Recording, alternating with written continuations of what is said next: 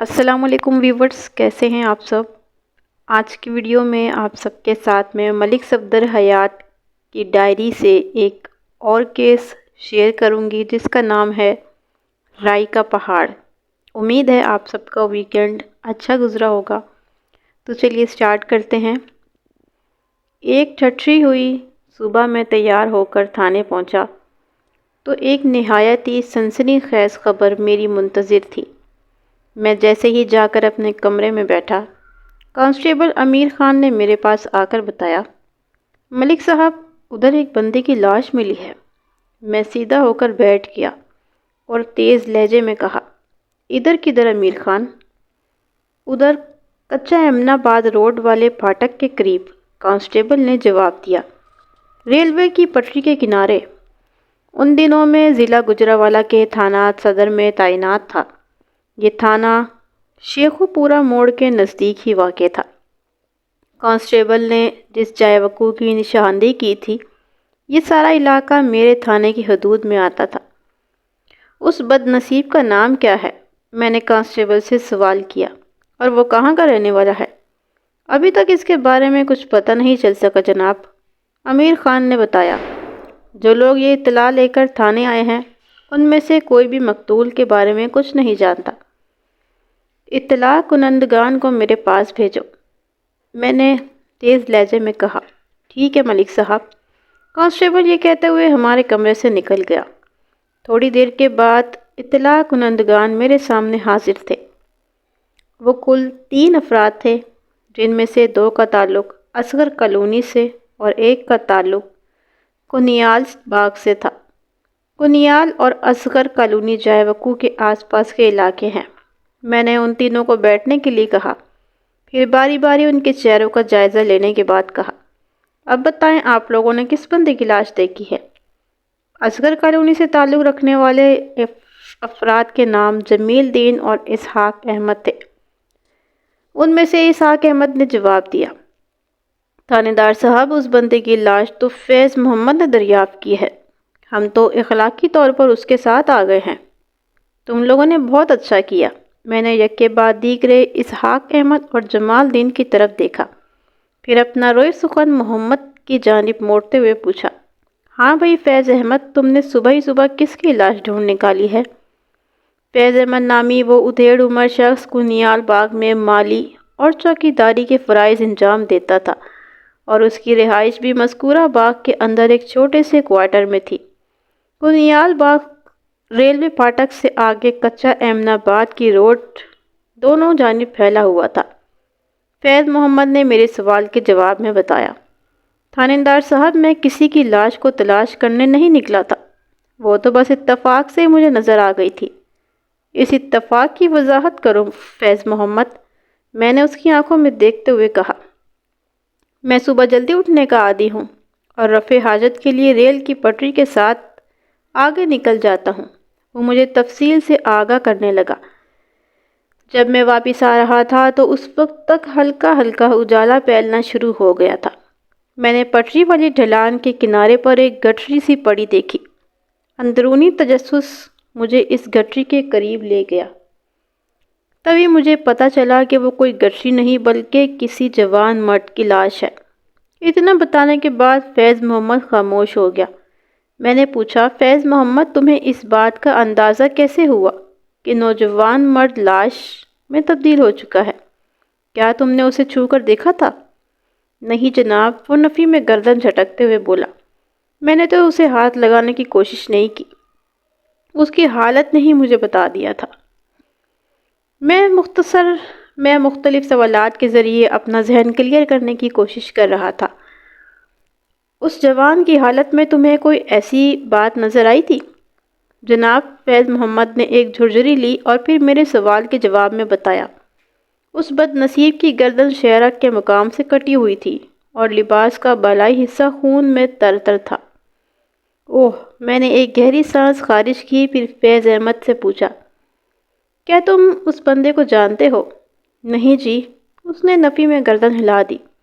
میں نے جمال دین اور اسحاق احمد کی جانب سوالیہ نظر سے دیکھا۔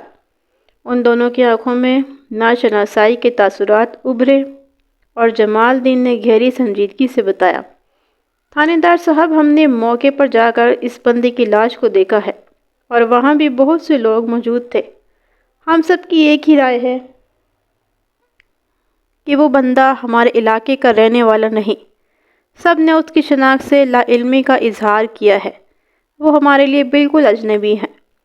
میں نے ایک گمبھیر سانس خارج کی، پھر تینوں سے مزید 2-4 سوالات کرنے کے بعد کہا، تم لوگ باہر جا کر برآمدے میں بیٹھو، میں ابھی تمہارے ساتھ جائے وقوع پر چلتا ہوں۔ وہ خاموشی سے اٹھے اور میرے کمرے سے باہر نکل گئے۔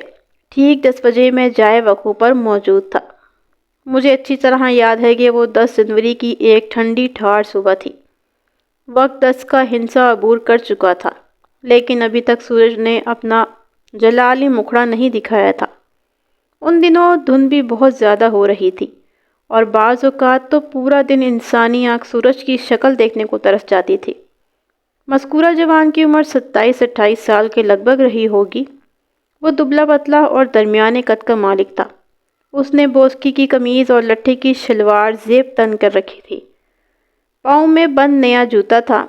بوسکی کی قمیض کے اوپر سیاہ گرم واسکٹ بھی نظر آ رہی تھی، اور یہ بھی بآسانی اندازہ لگایا جا سکتا تھا کہ قمیض کے نیچے اس نے موسم کی شدت سے نمٹنے کے لیے کوئی گرم سویٹر یا جرسی بھی ضرور پہن رکھی ہوگی۔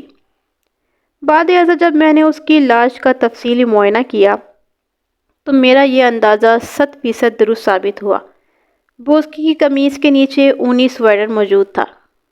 اس اجنبی شخص کی گردن شہرک کے مقام سے کٹی ہوئی تھی، اور اس بات میں کسی شک و شبے کی گنجائش نہیں کی جا سکتی تھی کہ اسے موت کی گود میں سکونت اختیار کیے 10-12 گھنٹے گزر چکے تھے۔ کٹی ہوئی گردن سے ابلنے والا خون نے اس کے لباس کا بالائی حصہ بری طرح داغدار کر دیا تھا، اور موسم کی شدت کے باعث وہ خون جم چکا تھا۔ جامع تلاشی کے دوران جو چیزیں میرے ہاتھ لگیں ان میں ایک کنگھی، ایک ریشمی رومال اور ایک بٹوا نمایاں تھا۔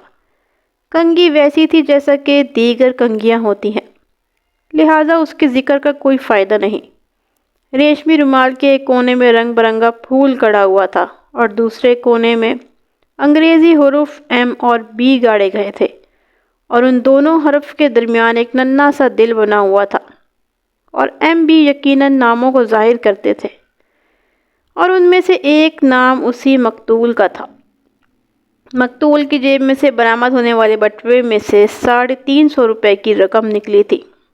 آج کل 350 روپے کی کوئی وقت نہیں ہے، لیکن اس زمانے میں آپ کو یقین آئے یا نہ آئے، یہ ایک ہینڈسم اماؤنٹ سمجھا جاتا تھا۔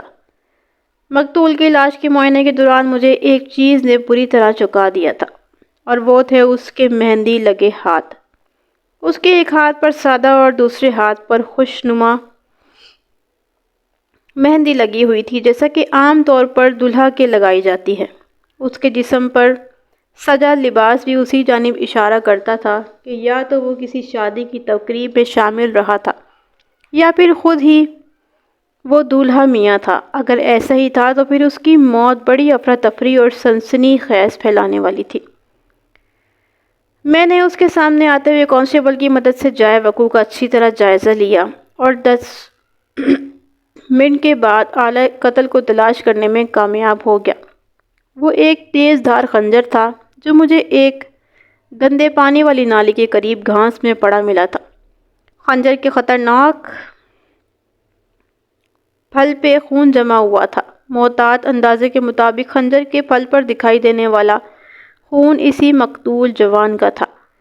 میں نے موقع پر موجود افراد میں سے 3-4 سے پوچھ گچھ کی، لیکن ان میں سے کوئی ایک بھی اس مقتول شخص اور اس سے پیش آنے والے اس خونی واقعے پر روشنی نہ ڈال سکا۔ وہ سب کے لیے قطعی اجنبی تھا۔ اب سب سے پہلا سوال یہ اٹھتا تھا کہ جب اس اللہ کے بندے کو وہاں کوئی نہیں جانتا تھا تو پھر وہ کون تھا، کہاں سے بنسور کر آیا تھا، اور اس کا قاتل کون ہو سکتا تھا؟ اس کے علاوہ بھی متعدد سوالات میرے سامنے تھے، لیکن سردست میں ان میں سے کسی سوال کا جواب نہیں جانتا تھا، اور یہ خاصی مایوس کن صورتحال تھی۔ میں نے مشیر نامہ تیار کرنے کے بعد اس اجنبی شخص کی لاش کو کانسٹیبل کے ساتھ ایک تانگے پر سوار کر کے سرکاری ہسپتال بھجوا دیا، اور خود بھی اسی تانگے پر بیٹھ کر تھانہ آ گیا۔ تھانہ صدر جی ٹی روڈ پر واقع تھا اور سرکاری ہسپتال جاتے ہوئے وہ تھانہ راستے میں پڑتا تھا۔ ہم لوگ اسی تانگے پر سوار ہو کر تھانے سے جائے وقوع پر پہنچے تھے۔ قتل کی یہ واردات بڑی عجیب و غریب تھی۔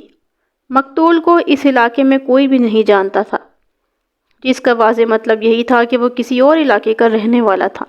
یہ بڑے اہم سوالات تھے اور ان کے جوابات ہی مجھے اس کے قاتل تک پہنچا سکتے تھے۔ فی الحال میرے ہاتھ میں کچھ نہیں تھا۔ جائے وقوع سے مجھے جو آلہ ملا تھا وہ بھی میں نے لیبارٹری ٹیسٹ کے لیے لاش کے ساتھ ہی بھجوا دیا تھا۔ جیسا کہ میں نے بتایا ہے، وہ 10 جنوری کا دن تھا اور خشکی و دھند سے بھرپور دن۔ شام تک میں اپنے کمرے میں بیٹھا اس جوان مقتول کے بارے میں سوچتا رہا۔ اس کے مہندی لگے ہاتھ بار بار میری نگاہوں میں چمکنے لگے اور رہ رہ کر مجھے یہ خیال آنے لگتا کہ وہ کوئی دلہا تھا جو اجنبی جگہ پر پڑی بے دردی سے موت کے گھاٹ اتار دیا گیا تھا۔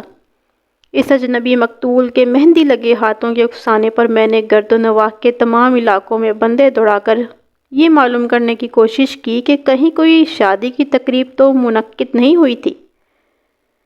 جائے وقوع کے جنوب میں عسکر کالونی، رانا کالونی اور کنگنی والا جیسے علاقے تھے۔ شمال میں کچی پمپ والی، کچی دلمیر والی تھی۔ مشرق میں کنیال باغ اور آگے نہر کے کنارے واقع پنجاروں کی بستی تھی، جبکہ مغرب میں بھی عسکر کالونی کا کچھ حصہ پھیلا ہوا تھا۔ اس کے بعد جی ٹی روڈ واقع تھی۔ ان تمام علاقوں میں پچھلی 1 ہفتے سے شادی بیاہ کی کوئی تقریب منعقد نہیں ہوئی تھی۔ گویا اس اجنبی شخص کی پراسرار موت میرے لیے ایک معمہ بن گیا تھا۔ میں نے یہی سوچا تھا کہ پوسٹ مارٹم کی رپورٹ کا انتظار کروں گا۔ ہو سکتا ہے جب تک مقتول کو ڈھونڈتا ڈھانڈتا کوئی ادھر آ نکلے اور تفتیش کی گاڑی کو آگے بڑھنے کا موقع مل جائے۔ میں نے یہی طے کیا تھا کہ اگر کوئی سیرا ہاتھ نہ آیا تو میں مقتول کی لاش کے 1-2 فوٹوز نکلوا کر 3-4 متلاشی ٹیمیں ترتیب دے کر اجنبی مقتول کے حوالے سے معلومات حاصل کرنے کی مہم چلاؤں گا۔ مجھے اپنی محنت اور اللہ کی رحمت سے قوی امید تھی کہ میں بہت جلد نہ صرف یہ کہ اس نامعلوم مقتول کا سراغ لگا لوں گا، بلکہ اس کے قاتل تک بھی رسائی حاصل کرنے میں کامیاب ہو جاؤں گا۔ رات کو میں نے تھانے سے اٹھ کر اپنے کوارٹر کی طرف جانے کا ارادہ کر ہی رہا تھا کہ 3 افراد مجھ سے ملنے آ گئے۔ ان کا تعلق گجرانوالہ شہر کے علاقے سیالکوٹی دروازہ سے تھا۔ یہ سیالکوٹی دروازہ ریلوے اسٹیشن کے نزدیک ہی واقع تھا۔ میں نے ان دونوں بندوں کو فوراً اپنے پاس بلا لیا۔ اس کے چہروں پر مجھے بڑی گہری پریشانی نظر آئی۔ میں نے انہیں اپنی میز کے سامنے بیٹھنے کا اشارہ کیا، پھر باری باری ان کی صورتوں کا جائزہ لینے کے بعد کہا، کیا بات ہے، تم لوگوں کی شکلیں کیوں اتری ہوئی ہیں؟ مجھے پتہ چلا ہے کہ آج صبح ایک سرکاری لاش آپ نے آج صبح ایک لاش سرکاری ہسپتال بھجوائی ہے۔ ان میں سے ایک نے سوالیہ نظر سے میری جانب دیکھا۔ ہاں بھجوائی ہے، میں نے اس بات میں گردن ہلائی۔ ہم اس لاش کو دیکھنا چاہتے ہیں۔ کیوں؟ میں پوری طرح ان کی جانب متوجہ ہو گیا۔ آپ لوگ کیوں اس لاش کو دیکھنا چاہتے ہیں؟ تاکہ ہماری تسلی ہو جائے، ایک نے گلوگیر آواز میں کہا۔ میں پوچھے بنا نہ رہ سکا، کیسی تسلی؟ تھانے دار صاحب، میرا نام محمد صدیق ہے۔ ان میں جو قدرے سنبھلا ہوا تھا اس نے صورتحال کی وضاحت کرتے ہوئے بتایا، یہ اکبر علی اور اصغر علی دونوں بھائی ہیں اور ادھر سیالکوٹی دروازے پر ہی رہتے ہیں۔ اکبر علی کا بیٹا کل رات سے غائب ہے۔ تو یہ بات ہے، میں نے ایسے انداز میں گردن ہلاتے ہوئے کہا جیسے معاملے کی تہہ میں اتر چکا ہوں۔ میں نے دونوں دلگیر برادران کی طرف سوالیہ نظر سے دیکھتے ہوئے پوچھا، تم میں سے علی اکبر کون ہے؟ اکبر علی نے سینے پر ہاتھ رکھ کر بتایا، میں ہوں جی۔ تمہارا بیٹا کل سے کہاں غائب ہے؟ میں نے پوچھا۔ جناب، اگر مجھے یہ پتہ ہوتا کہ وہ کہاں غائب ہے تو پھر میں پریشان کیوں ہوتا؟ اس نے بیچارگی سے کہا۔ سیدھا وہیں جا کر اسے ڈھونڈ لیتا۔ جیسے ہی پتہ چلا کہ آپ نے کسی بندے کی لاش کو وغیرہ کو پوسٹ مارٹم کے لیے ہسپتال بھجوایا ہے تو ہم دوڑے ہوئے یہاں آپ کے پاس آئے ہیں۔ اس نے جملہ ادھورا چھوڑا اور گھائل نظر سے مجھے دیکھنے لگا۔ میں نے پوچھا، اکبر علی، تمہارا گمشدہ بیٹے کا نام کیا ہے؟ جی اس کا نام ماجد ہے۔ ماجد علی، اس نے جواب دیا۔ میرے تصور میں وہ ریشمی رومال گھوم گیا جو میں نے مقتول کی جامع تلاشی کے دوران برآمد کیا تھا اور جس کے ایک کونے میں انگریزی حروف ایم اور بی بڑے خوبصورت انداز میں کاڑے گئے تھے۔ ایم کا معمہ تو حل ہو گیا تھا، ایم سے یقیناً ماجد بنتا تھا۔ میں نے مزید تصدیق کی خاطر اکبر علی سے پوچھا، تمہارا کہنا ہے کہ کل رات سے ماجد غائب ہے؟ تم نے آخری بار ماجد کو کب اور کہاں دیکھا تھا؟ ٹرین میں، ماجد کے چچا اصغر علی نے جواب دیا۔ ہم سب لوگ ٹرین میں ایک ساتھ لاہور آ رہے تھے۔ جب ہم گجرانوالہ کے ریلوے اسٹیشن پر پہنچے تو ماجد غائب تھا۔ میرے پورے بدن میں سنسنی سی دوڑ گئی اور مجھے یوں محسوس ہوا کہ میں اس اجنبی مقتول کے راز سے واقف ہونے ہی والا ہوں۔ میں نے اکبر علی کی آنکھوں میں دیکھتے ہوئے کہا، کیا تم لوگ شادی کی شرکت میں لاہور گئے تھے؟ جی ہاں، ماجد کی ہی شادی تھی، اکبر علی نے جواب دیا۔ لیکن آپ کو یہ بات کیسے پتہ چلی؟ اصغر علی نے سرسراتی ہوئی آواز میں پوچھا۔ میں نے اس کے سوال کو نظر انداز کرتے ہوئے اکبر علی سے استفسار کیا، کیا تمہارے بیٹے ماجد نے لٹھے کی شلوار، بوسکی کی قمیض اور سیاہ گرم واسکٹ پہن رکھی تھی؟ جی آپ بالکل ٹھیک کہہ رہے ہیں، اس کے دونوں ہاتھوں پر مہندی لگی ہوئی تھی۔ ہاں، اکبر علی نے اضطراری انداز میں گردن ہلائی۔ آپ نے ماجد کو کہاں دیکھا ہے؟ میں نے ان کے سوال کا جواب نہیں دیا اور میز کی دراز میں سے اجنبی مقتول، جو کہ اجنبی نہیں لگ رہا تھا، کی جانب کی جامع تلاشی میں حاصل ہونے والی چیزیں نکال کر ان کے سامنے رکھ دی اور کہا، ان چیزوں کو پہچانتے ہو؟ جی یہ سب کچھ ماجد کا ہے، اصغر علی نے بڑے وثوق سے بتایا۔ پھر ریشمی رومال کو کھول کر اس نے مجھ سے مخاطب ہوتے ہوئے کہا، یہ دیکھیں تھانے دار صاحب، ایم کا مطلب ہے ماجد اور بی کا مطلب ہے بشرا۔ ماجد کی شادی بشرا سے ہونے والی تھی۔ میرے پاس تم لوگوں کے لیے کوئی اچھی خبر نہیں ہے، میں نے باری باری ان کے چہروں کا جائزہ لیتے ہوئے گمبھیر لہجے میں کہا۔ میں نے آج صبح جس شخص کی لاش کو پوسٹ مارٹم کے لیے سرکاری ہسپتال بھجوایا ہے وہ کوئی اور نہیں بلکہ ماجد ہی ہے۔ یہ تمام چیزیں مجھے اسی کے لباس میں سے ملی ہیں۔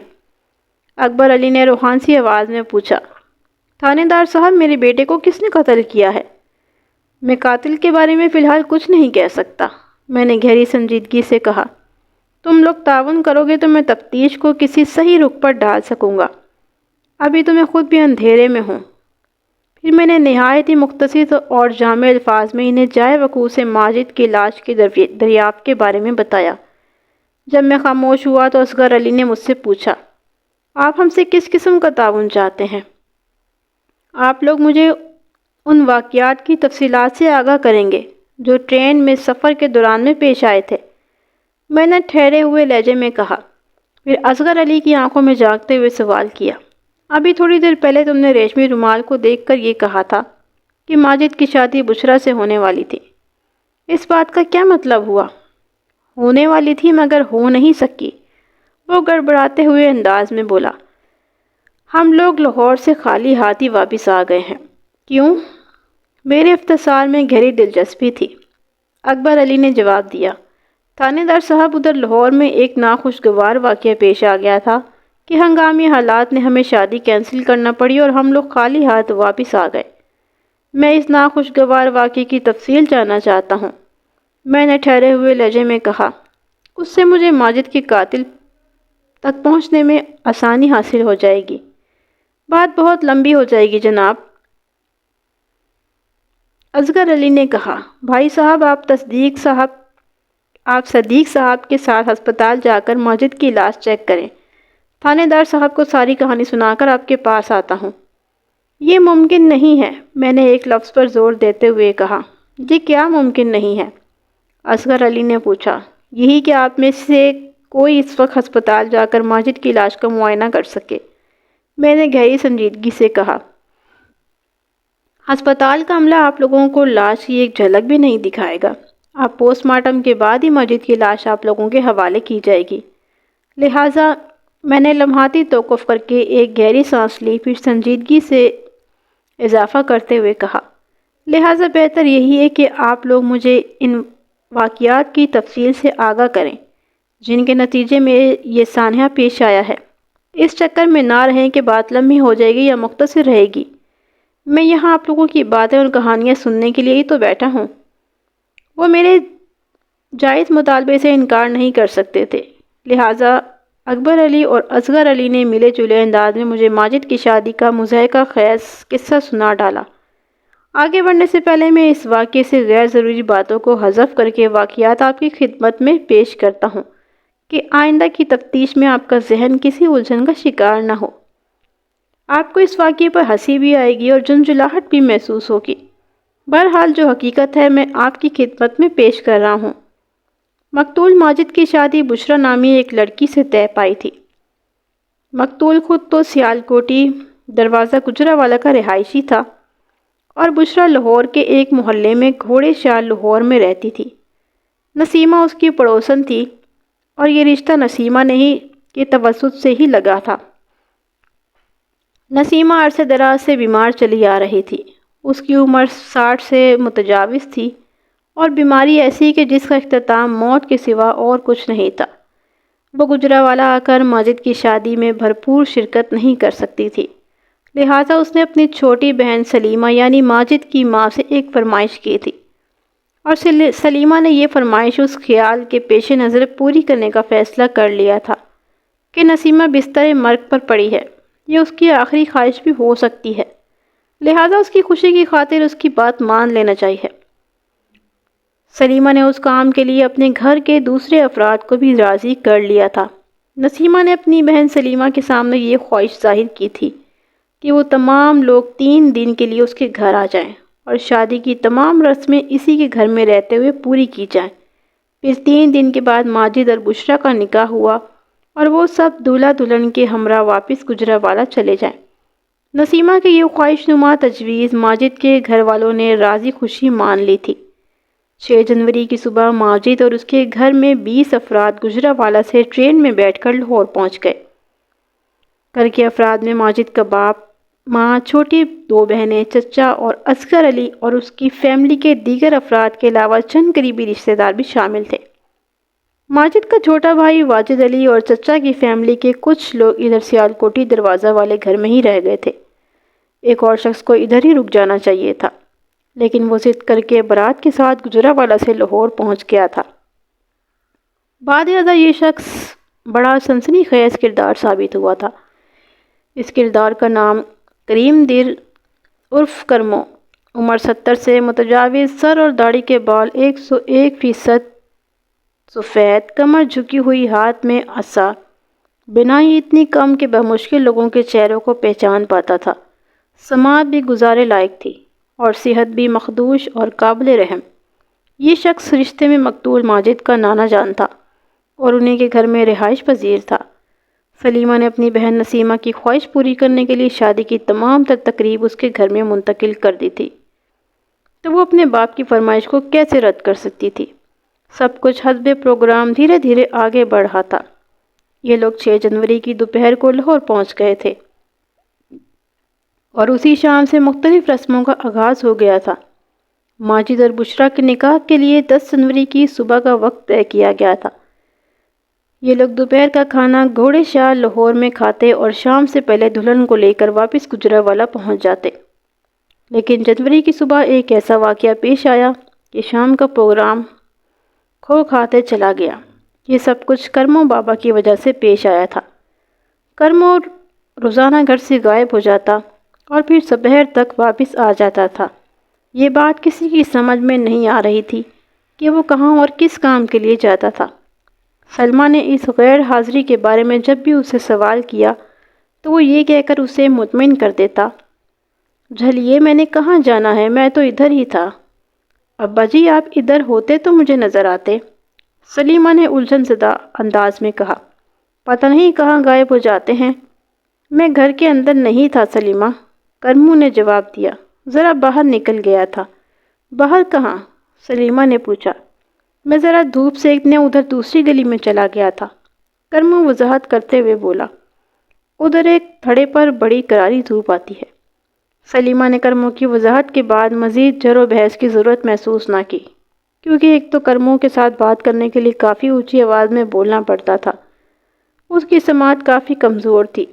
دوسرے کرموں نے بڑی معقول دلیل پیش کی تھی۔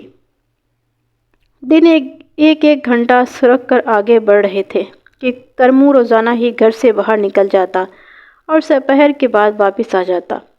تفتیش کی چونکہ کوئی بات نہیں تھی، لہذا سلیمہ مطمئن ہو گئی، مگر اس کا یہ اطمینان دیر پا ثابت نہیں ہو سکا تھا۔ 9 جنوری کی صبح بڑی ہنگامہ خیز ثابت ہوئی۔ اکبر علی کو کرموں کی یاد آئی اور کوئی 10 بجے کے قریب اس نے اپنی بیوی سے پوچھا، چاچا کرموں کہاں ہیں؟ ادھر گھر میں ہی ہوں گے ابا جی، سلیمہ نے سرسری لہجے میں جواب دیا۔ میں نے چچا کو پورے گھر میں ڈھونڈ لیا ہے، وہ کہیں نظر نہیں آئے تو تم سے پوچھ رہا ہوں۔ اوہ یاد آیا، سلیمہ نے کچھ سوچتے ہوئے کہا، آپ ابا جی کو ادھر دوسری گلی کے تھڑے پر دیکھیں، وہ وہاں آپ کو مل جائیں گے۔ دوسری گلی کے تھڑے پر؟ اکبر علی نے عجیب سی نظر سے اپنی بیوی کو دیکھا۔ وہ تھڑے پر بیٹھ کر کیا کر رہے ہیں؟ کہہ رہے تھے اس تھڑے پر بڑی اچھی دھوپ آتی ہے، سلیمہ نے بتایا۔ وہ 4-5 گھنٹے ادھر ہی گزار کر آتے ہیں۔ ٹھیک ہے، میں انہیں ادھر ہی دیکھ لیتا ہوں۔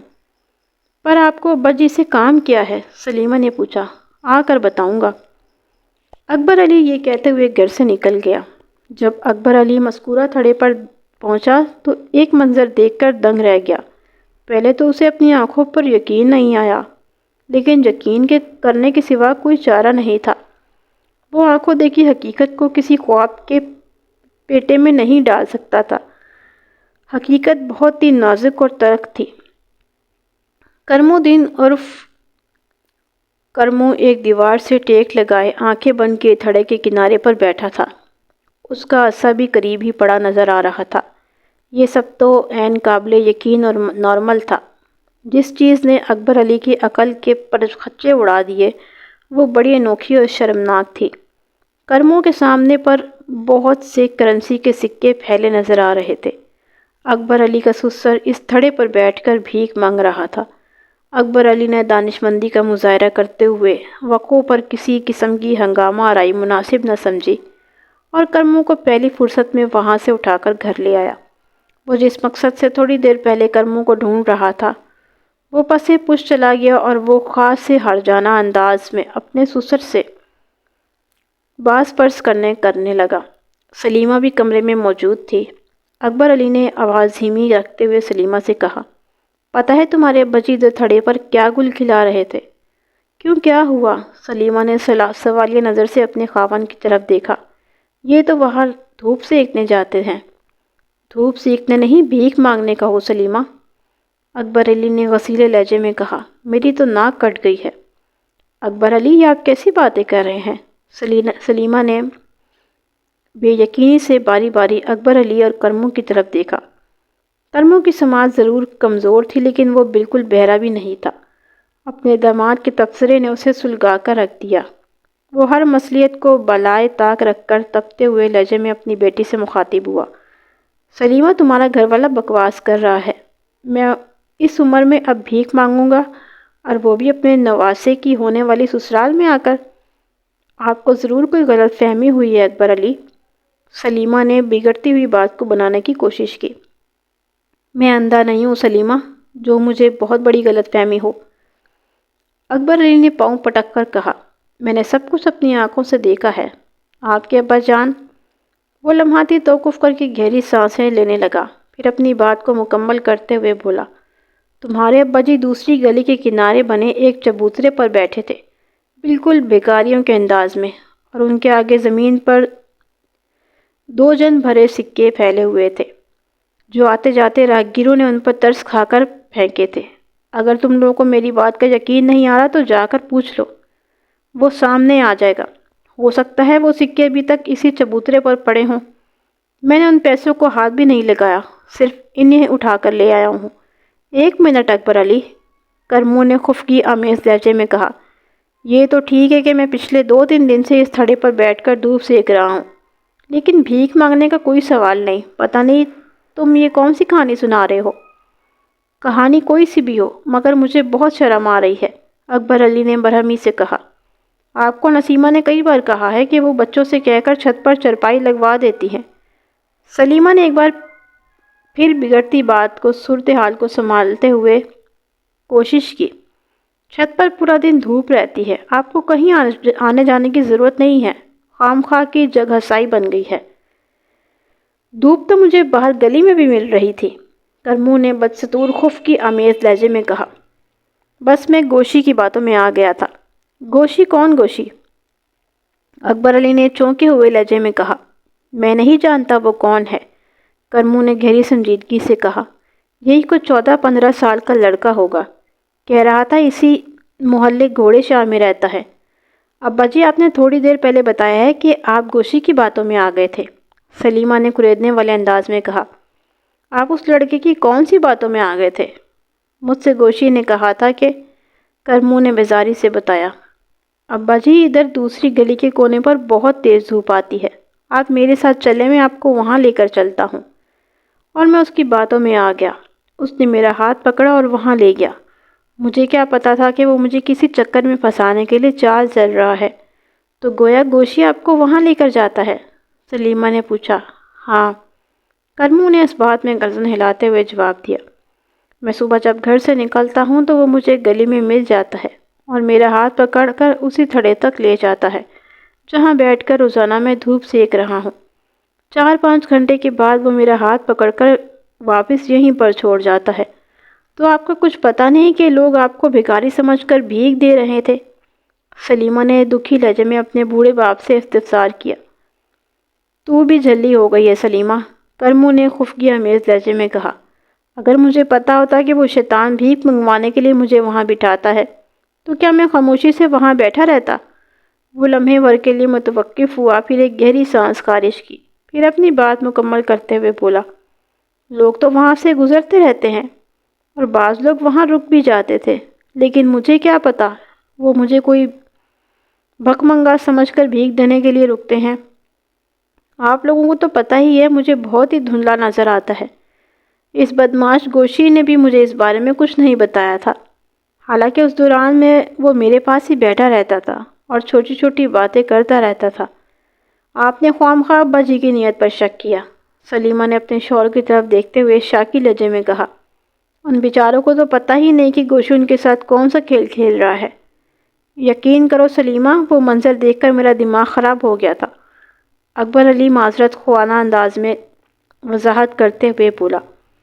مجھے اس بات کا سخت افسوس اور ندامت ہے کہ میں نے چچا کو غلط سمجھا۔ پھر وہ براہ راست کرمو سے مخاطب ہوتے ہوئے بولا۔ چچا، آپ مجھے معاف کر دیں، سیانوں نے اسی لیے کہا ہے کہ پہلے تولو پھر بولو، کرمو نے ٹھہرے ہوئے انداز میں کہا۔ تم نے تو بالکل الٹا کر دیا اکبر علی، پہلے جو جی میں آیا بول دیا، اب ترازو اور بات لے کر بیٹھ گئے ہو اور اپنی باتوں کو تولنے کی کوشش کر رہے ہو۔ میں تسلیم کر رہا ہوں نا کہ مجھ سے خطا ہو گئی، اکبر علی نے ندامت آمیز لہجے میں کہا۔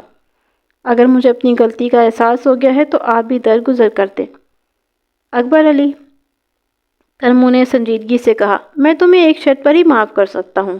کون سی شرط؟ اکبر علی نے چونک کر اپنے سسر کی جانب دیکھا۔ سلیمہ نے کرمو سے پوچھا۔ ابا جی، آپ کیسی شرط کی بات کر رہے ہیں؟ میں کوئی تمہارے خاوند کو شاہی قلعہ سر پر اٹھانے کے لیے نہیں کہنے والا جو تم اس کے لیے اتنی فکر مند ہو رہی ہو، کرمو نے شکایتی لہجے میں کہا۔ میری شرط ایسی ہے کہ وہ اسے پورا کرنے کے لیے ہل بیل نہیں لگیں گے۔ یہی تو میں بھی پوچھ رہا ہوں چچا جی، اکبر علی نے معتدل انداز میں کہا۔ تو بتائیں آپ مجھ سے کیا چاہتے ہیں؟ ہاں ابا جی، سلیمہ نے اپنے شوہر کی ہاں میں ہاں ملاتے ہوئے بولا۔ آپ کھل کر بتائیں، ہم آپ کی خواہش کا احترام کریں گے۔ میں چاہتا ہوں اس بدمعاش گوشی کو پکڑ کر میرے سامنے لایا جائے، اس نے اپنی کمائی کے لیے میری بے خبری میں یہ خطرناک کھیل کھیلا ہے، کرمو نے اپنی خواہش کا اظہار کرتے ہوئے کہا۔ میں اسے سامنے اپنے مرغا بنا کر اس کی پشت پر 4 اینٹیں رکھواؤں گا۔ ذرا اس شیطان کی اولاد کو بھی نصیحت ہو کہ بزرگوں کے ساتھ اس قسم کا بھیانک مذاق کرنے کا کتنا خوفناک نتیجہ برآمد ہو سکتا ہے۔ آپ کا یہ مطالبہ تو 100% جائز ہے چچا جی، اکبر علی نے جلدی سے کہا۔ میں تو خود اس لفنگے کی ٹھیک ٹھاک ٹھکائی کرنے کے موڈ میں ہوں۔ میں کوئی مار دھاڑ اور ہنگامی لڑائی نہیں چاہتا، کرمو نے ٹھوک لہجے میں کہا۔ بس اس لڑکے کو ایسی سزا ملنی چاہیے کہ آئندہ کے لیے نصیحت ہو جائے۔ اور ہاں، کرمو نے چند سیکنڈ کا توقف کر کے کچھ یوں اضافہ کیا، میں چاہتا ہوں کہ گوشی کے ماں باپ کو بھی میرے سامنے حاضر کیا جائے تاکہ میں پوچھ سکوں انہوں نے اس شیطان کی کیسی تربیت کی ہے۔ 15 منٹ کی تلاشی کے بعد ایک 12 سالہ بچے کو پکڑ کر کرمو کے سامنے پیش کر دیا گیا۔ اگرچہ کرم دین کی بینائی نہ ہونے کے برابر رہ گئی تھی، لیکن جب اس نے آنکھیں چوندی کر کے اس لڑکے کا معائنہ فرمایا تو اسے فتویٰ صادر کرنے میں کوئی دشواری کا سامنا نہیں کرنا پڑا۔ یہ تو گوشی نہیں ہے، وہ سرسراتی ہوئی آواز میں بولا۔ ابا جی، آپ ہی کمال کرتے ہیں، سلیمہ نے حیرت بھرے لہجے میں کہا۔ یہ گوشی ہی ہے، اس کا اصل نام نصیر ہے، لیکن سب لوگ پیار سے اسے گوشی کہتے ہیں۔ یہ اسی گلی میں رہتا ہے جس کے کونے والے تھڑے پر آپ روزانہ دھوپ سیکتے ہیں۔ اس کے علاوہ اس محلے میں اور کوئی گوشی نہیں ہے۔ میں آپ لوگوں کو جھٹلا نہیں رہا، کرمو نے جھنجھلاہٹ آمیز لہجے میں کہا، مگر یہ وہ گوشی نہیں جو روزانہ میرے ساتھ تھڑے پر بیٹھا رہتا ہے۔ میری نظر کمزور ضرور ہے، لیکن میں ابھی بالکل اندھا نہیں ہوا ہوں۔ کرمو نے آخری جملہ اتنے اعتماد کے ساتھ ادا کیا کہ اکبر علی نہایت احترام کرنے کے ساتھ پوچھنے پر مجبور ہو گیا، چچا جی، آپ اس گوشی کو دیکھ کر یہ دعویٰ کر رہے ہیں کہ یہ وہ لڑکا نہیں جو آپ کے ساتھ تھڑے پر بیٹھا تھا؟ تو پھر اس لڑکے کا کچھ نہ کچھ حلیہ بھی آپ کو یاد ہوگا جو آپ کے خیال میں ہے۔ آپ ذرا اپنے گوشی کے بارے میں تو بتائیں۔ وہ میرا نہیں، اپنے ماں باپ کا گوشی ہے، کرمو نے سر پٹاتے ہوئے لہجے میں کہا۔ وہ اس بچوں نگڑے سے قد میں کافی زیادہ ہے اور اس کی صحت بھی اچھی ہے، میں اسے اچھی طرح پہچان سکتا ہوں، جو پچھلے 2-3 دن سے ادھر تھڑے پر میرے ساتھ بیٹھتا رہا ہے۔ ابا جی، آپ قادرے کی بات تو نہیں کر رہے؟ 12 سالہ گوشی نے چونکے ہوئے لہجے میں سوال کیا۔ کون قادرہ؟ کرمو نے استہجانیہ انداز میں گوشی کی طرف دیکھا۔ اکبر علی نے گوشی سے پوچھا، تم کس قادرہ کی بات کر رہے ہو جو ان بابا جی کے ساتھ سارا دن تھڑے پر بیٹھا رہتا ہے اور پھر وہاں جمع ہونے والے سکے اٹھا کر اپنے گھر کی طرف چلا جاتا ہے؟ گوشی نے انکشاف انگیز لہجے میں بتایا، سچ پوچھے تو میں بھی ان بابا جی کو کوئی مانگنے والا فقیر ہی سمجھتا تھا۔ یہ تو اب پتہ چلا ہے کہ یہ اس گھر میں مہمان آئے ہوئے ہیں۔ یہ ہنگامہ اتنا زیادہ بڑھ گیا کہ گھر کے تمام افراد ہی وہاں جمع ہو گئے تھے۔ کسی نے گوشی سے پوچھا، کہیں تم ہمارے پڑوسیوں کے لڑکے قادر بخش کی بات تو نہیں کر رہے ہو؟ آپ بالکل ٹھیک سمجھے ہیں جی، گوشی نے اس بات میں گردن ہلائی۔ میں اسے قادرے کی بات کر رہا ہوں جس کی بڑی بہن کی شادی ہو رہی ہے، بشرا باجی کا بھائی۔ یہ ایک ایسا انکشاف تھا کہ سب حیرت اور بے تکلفی سے ایک دوسرے کا منہ دیکھنے لگے۔ مقتول کے ہونے والے سالے کا نام قادر بخش تھا اور لوگ اسے قادرہ کہتے تھے، لیکن یہ بات کسی کی سمجھ میں نہیں آ رہی تھی کہ قادرہ گجرانوالہ سے آئے ہوئے ایک بزرگ مہمان کے ساتھ اس قسم کی حرکت کیوں کرے گا۔ اسی امر کی تصدیق کے لیے گھر کے 2-3 افراد قادرہ کو بلانے چلے گئے، لیکن وہ اپنے گھر نہ پایا گیا۔ بشرا کے گھر والوں کو قادرہ کے کارنامے کی خبر ہوتی تو پہلے تو انہیں یقین ہی نہیں آیا، پھر یقین کی منزل تک رسائی حاصل کرنے کے لیے قادرہ کی تلاش کا کام شروع ہوا۔ 15-20 منٹ کی تلاش کے بعد قادرہ کو ڈھونڈ کر کرمو بابا کے سامنے پیش کر دیا گیا۔ کرمو نے اسے دیکھتے ہی پہچان لیا اور بڑے وثوق سے بولا، وہ لفنگا یہی ہے جو خود کو گوشی کہتا تھا اور مجھے روزانہ اپنے ساتھ اس تھڑے تک لے جاتا تھا۔ مجھے کیا پتا یہ مجھے بھکاری بنا کر اپنی جیبیں بھر رہا تھا۔ ان ابا جی کا دماغ خراب ہو گیا، قادر بخش عرف قادرہ نے اپنا دفاع کرتے ہوئے کہا، میں نے ان کے ساتھ ایسا کچھ نہیں کیا۔ تم جھوٹ بول رہے ہو قادرے، گوشی نے جارحانہ انداز میں کہا، میں نے خود اپنی آنکھوں سے دیکھا ہے، تم سارے پیسے اٹھا کر گھر لے جاتے ہو۔ گوشی، تم بکواس کر رہے ہو۔ قادر نے گوشی کو آنکھیں دکھائیں، مجھ پر الزام سے تمہیں کوئی فائدہ نہیں ہوگا۔ قادرہ اپنا دفاع تو کر رہا تھا لیکن اس کے دلائل میں کوئی دم نہیں تھا، اس کے مکر و فریب کا بھانڈا پھوٹ چکا تھا۔ اکبر علی کو اس بات کی بڑی تکلیف تھی کہ دلہن کے چھوٹے بھائی نے ان کے گھر ایک بزرگ کے ساتھ بڑا گھٹیا اور بھیانک مذاق کیا تھا۔ اس نے جب کڑے انداز میں قادرہ سے بات پرس کی تو قادرہ بدتمیزی پر اتر آیا۔ جواب میں اکبر علی نے اس کے گال پر ایک زناٹے دار تھپڑ جڑ دیا۔ یہ بات چھپنے والی نہیں تھی، قادرہ کے والدین بھی وقوع پر پہنچ گئے۔ سفینہ اور صدر کو اس بات پر طیش آ گیا کہ اکبر علی نے اس کے بیٹے کو تھپڑ کیوں مارا ہے۔ جواب میں اکبر علی نے تپتے ہوئے لہجے میں کہا، آپ کے بدتمیز اور بد تہذیب بیٹے نے جو حرکت کی ہے اس پر تو ناخلف کو زندہ زمین میں گاڑ دینا چاہیے۔ میں نے ایک تماچا مار دیا تو کون سی قیامت آ گئی ہے؟ ہمارا بیٹا بے قصور ہے، قادرہ کی ماں سفینہ نے کہا۔ آپ لوگ خام خواہ اس پر الزام لگا رہے ہیں۔ یہ الزام نہیں، حقیقت ہے سفینہ۔ سلیمہ نے متحمل انداز میں اسے سمجھانے کی کوشش کی۔ پہلی بات تو یہ کہ ابا جی کو اس سلسلے میں جھوٹ بولنے کی ضرورت نہیں۔ پھر تمہارے بیٹے کی کارستانی کا عین گواہ موجود ہے۔ کوشی نے خود اپنی آنکھوں سے قادرہ کو یہ گھٹیا حرکت کرتے دیکھا ہے۔ صفدر علی نے اپنے بیٹے قادر بخش سے براہ راست مخاطب ہوتے ہوئے پوچھا، قادرہ سچ سچ بتاؤ کہ تم نے یہ سب کیا ہے؟ نہیں ابا جی، وہ کن اکھیوں سے کرموں کی طرف دیکھتے ہوئے بولا، میں بھلا ایسا کیوں کروں گا؟ مجھے پتا ہے یہ بابا جی گجرانوالہ سے مہمانوں کے ساتھ آئے ہیں۔ صفدر علی نے اپنے بیٹے کے بیان کو معتبر جانا اور بڑے روکھے پھیکے انداز میں اکبر علی سے کہا، مجھے امید نہیں تھی آپ لوگ میرے بیٹے پر ایسا گھناؤنا الزام لگائیں گے۔ میں تو بشریٰ کا رشتہ کر کے پچھتا رہا ہوں۔ آپ کو پچھتانے کی کوئی ضرورت نہیں ہے بھائی صاحب، سلیمہ نے سلگتے ہوئے لہجے میں کہا۔ آپ کی بیٹی کی ابھی رخصتی نہیں ہوئی اور وہ اپنے گھر میں بیٹھی ہے۔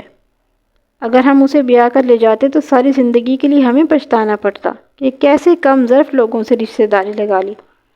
لمحاتی توقف کر کے اس نے گہری سانس لی، پھر اضافہ کرتے ہوئے کہا، میرے ابا جی کو جس انداز میں بے عزت کیا گیا ہے میں اسے کبھی نہیں بھول سکتی۔ اب زمین اور آسمان چاہے کیوں نہ ایک ہو جائے، میں آپ کے گھر میں اپنے بیٹے کا رشتہ کبھی نہیں دوں گی۔ ہمارا بھی یہی فیصلہ ہے کہ بشریٰ کی شادی تمہارے بیٹے سے کسی صورت نہیں ہو سکتی۔ سفینہ نے ہاتھ کو ہوا میں لہراتے ہوئے کہا، ہماری خوش قسمتی ہے کہ آپ لوگ وقت سے پہلے کھل گئے ہیں۔ اگر اس شادی کے بعد آپ لوگوں کی اصلیت کا پتہ چلتا تو قیامت آ جاتی۔ الغرض دونوں پارٹیوں کی جانب سے ایک دوسرے پر اس قدر کیچڑ اچھالی گئی کہ ان کے لیے ایک دوسرے کی شکل پہچانا ممکن نہ رہا۔ لہٰذا ایک دوسرے کی شکل پر ہمیشہ کے لیے لعنت بھیج کر بشریٰ اور ماجد علی کی شادی کو کینسل کر دیا گیا۔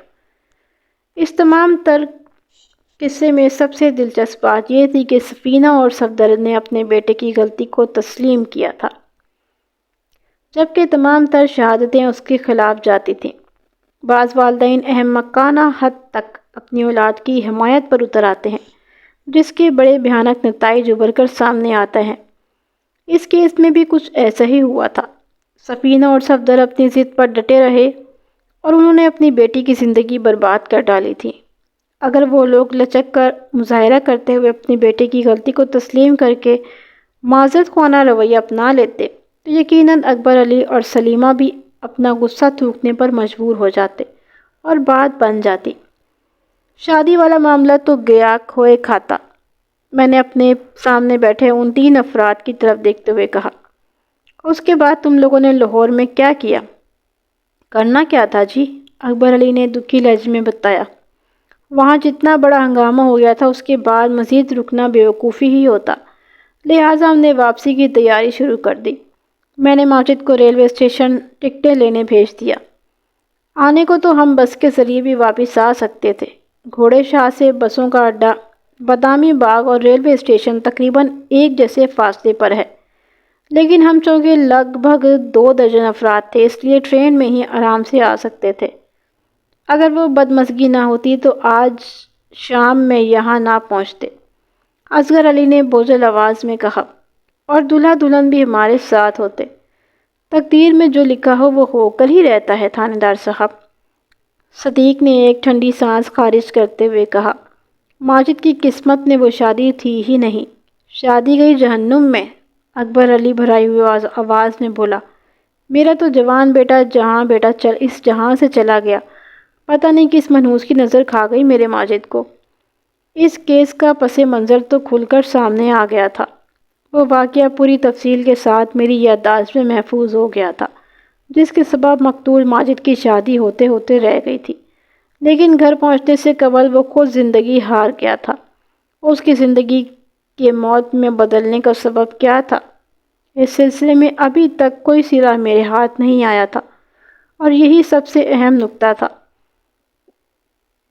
میں نے کوئی کام کی بات تلاش کرنے کے لیے اکبر علی اور اس کے ساتھیوں سے سوال و جواب کا سلسلہ شروع کر دیا۔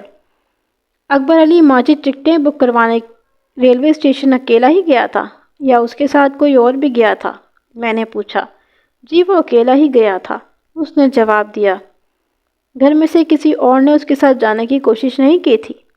نسیمہ کے بیٹے تو اس کے ساتھ جانے کو تیار تھے، لیکن میں نے خود ہی ماجد کو اکیلے جانے کے لیے کہا تھا۔ اس کی کوئی خاص وجہ؟ میں نے سوالیہ نظر سے اس کی طرف دیکھا۔ وہ بات دراصل یہ ہے جناب، وہ وضاحت کرتے ہوئے بولا۔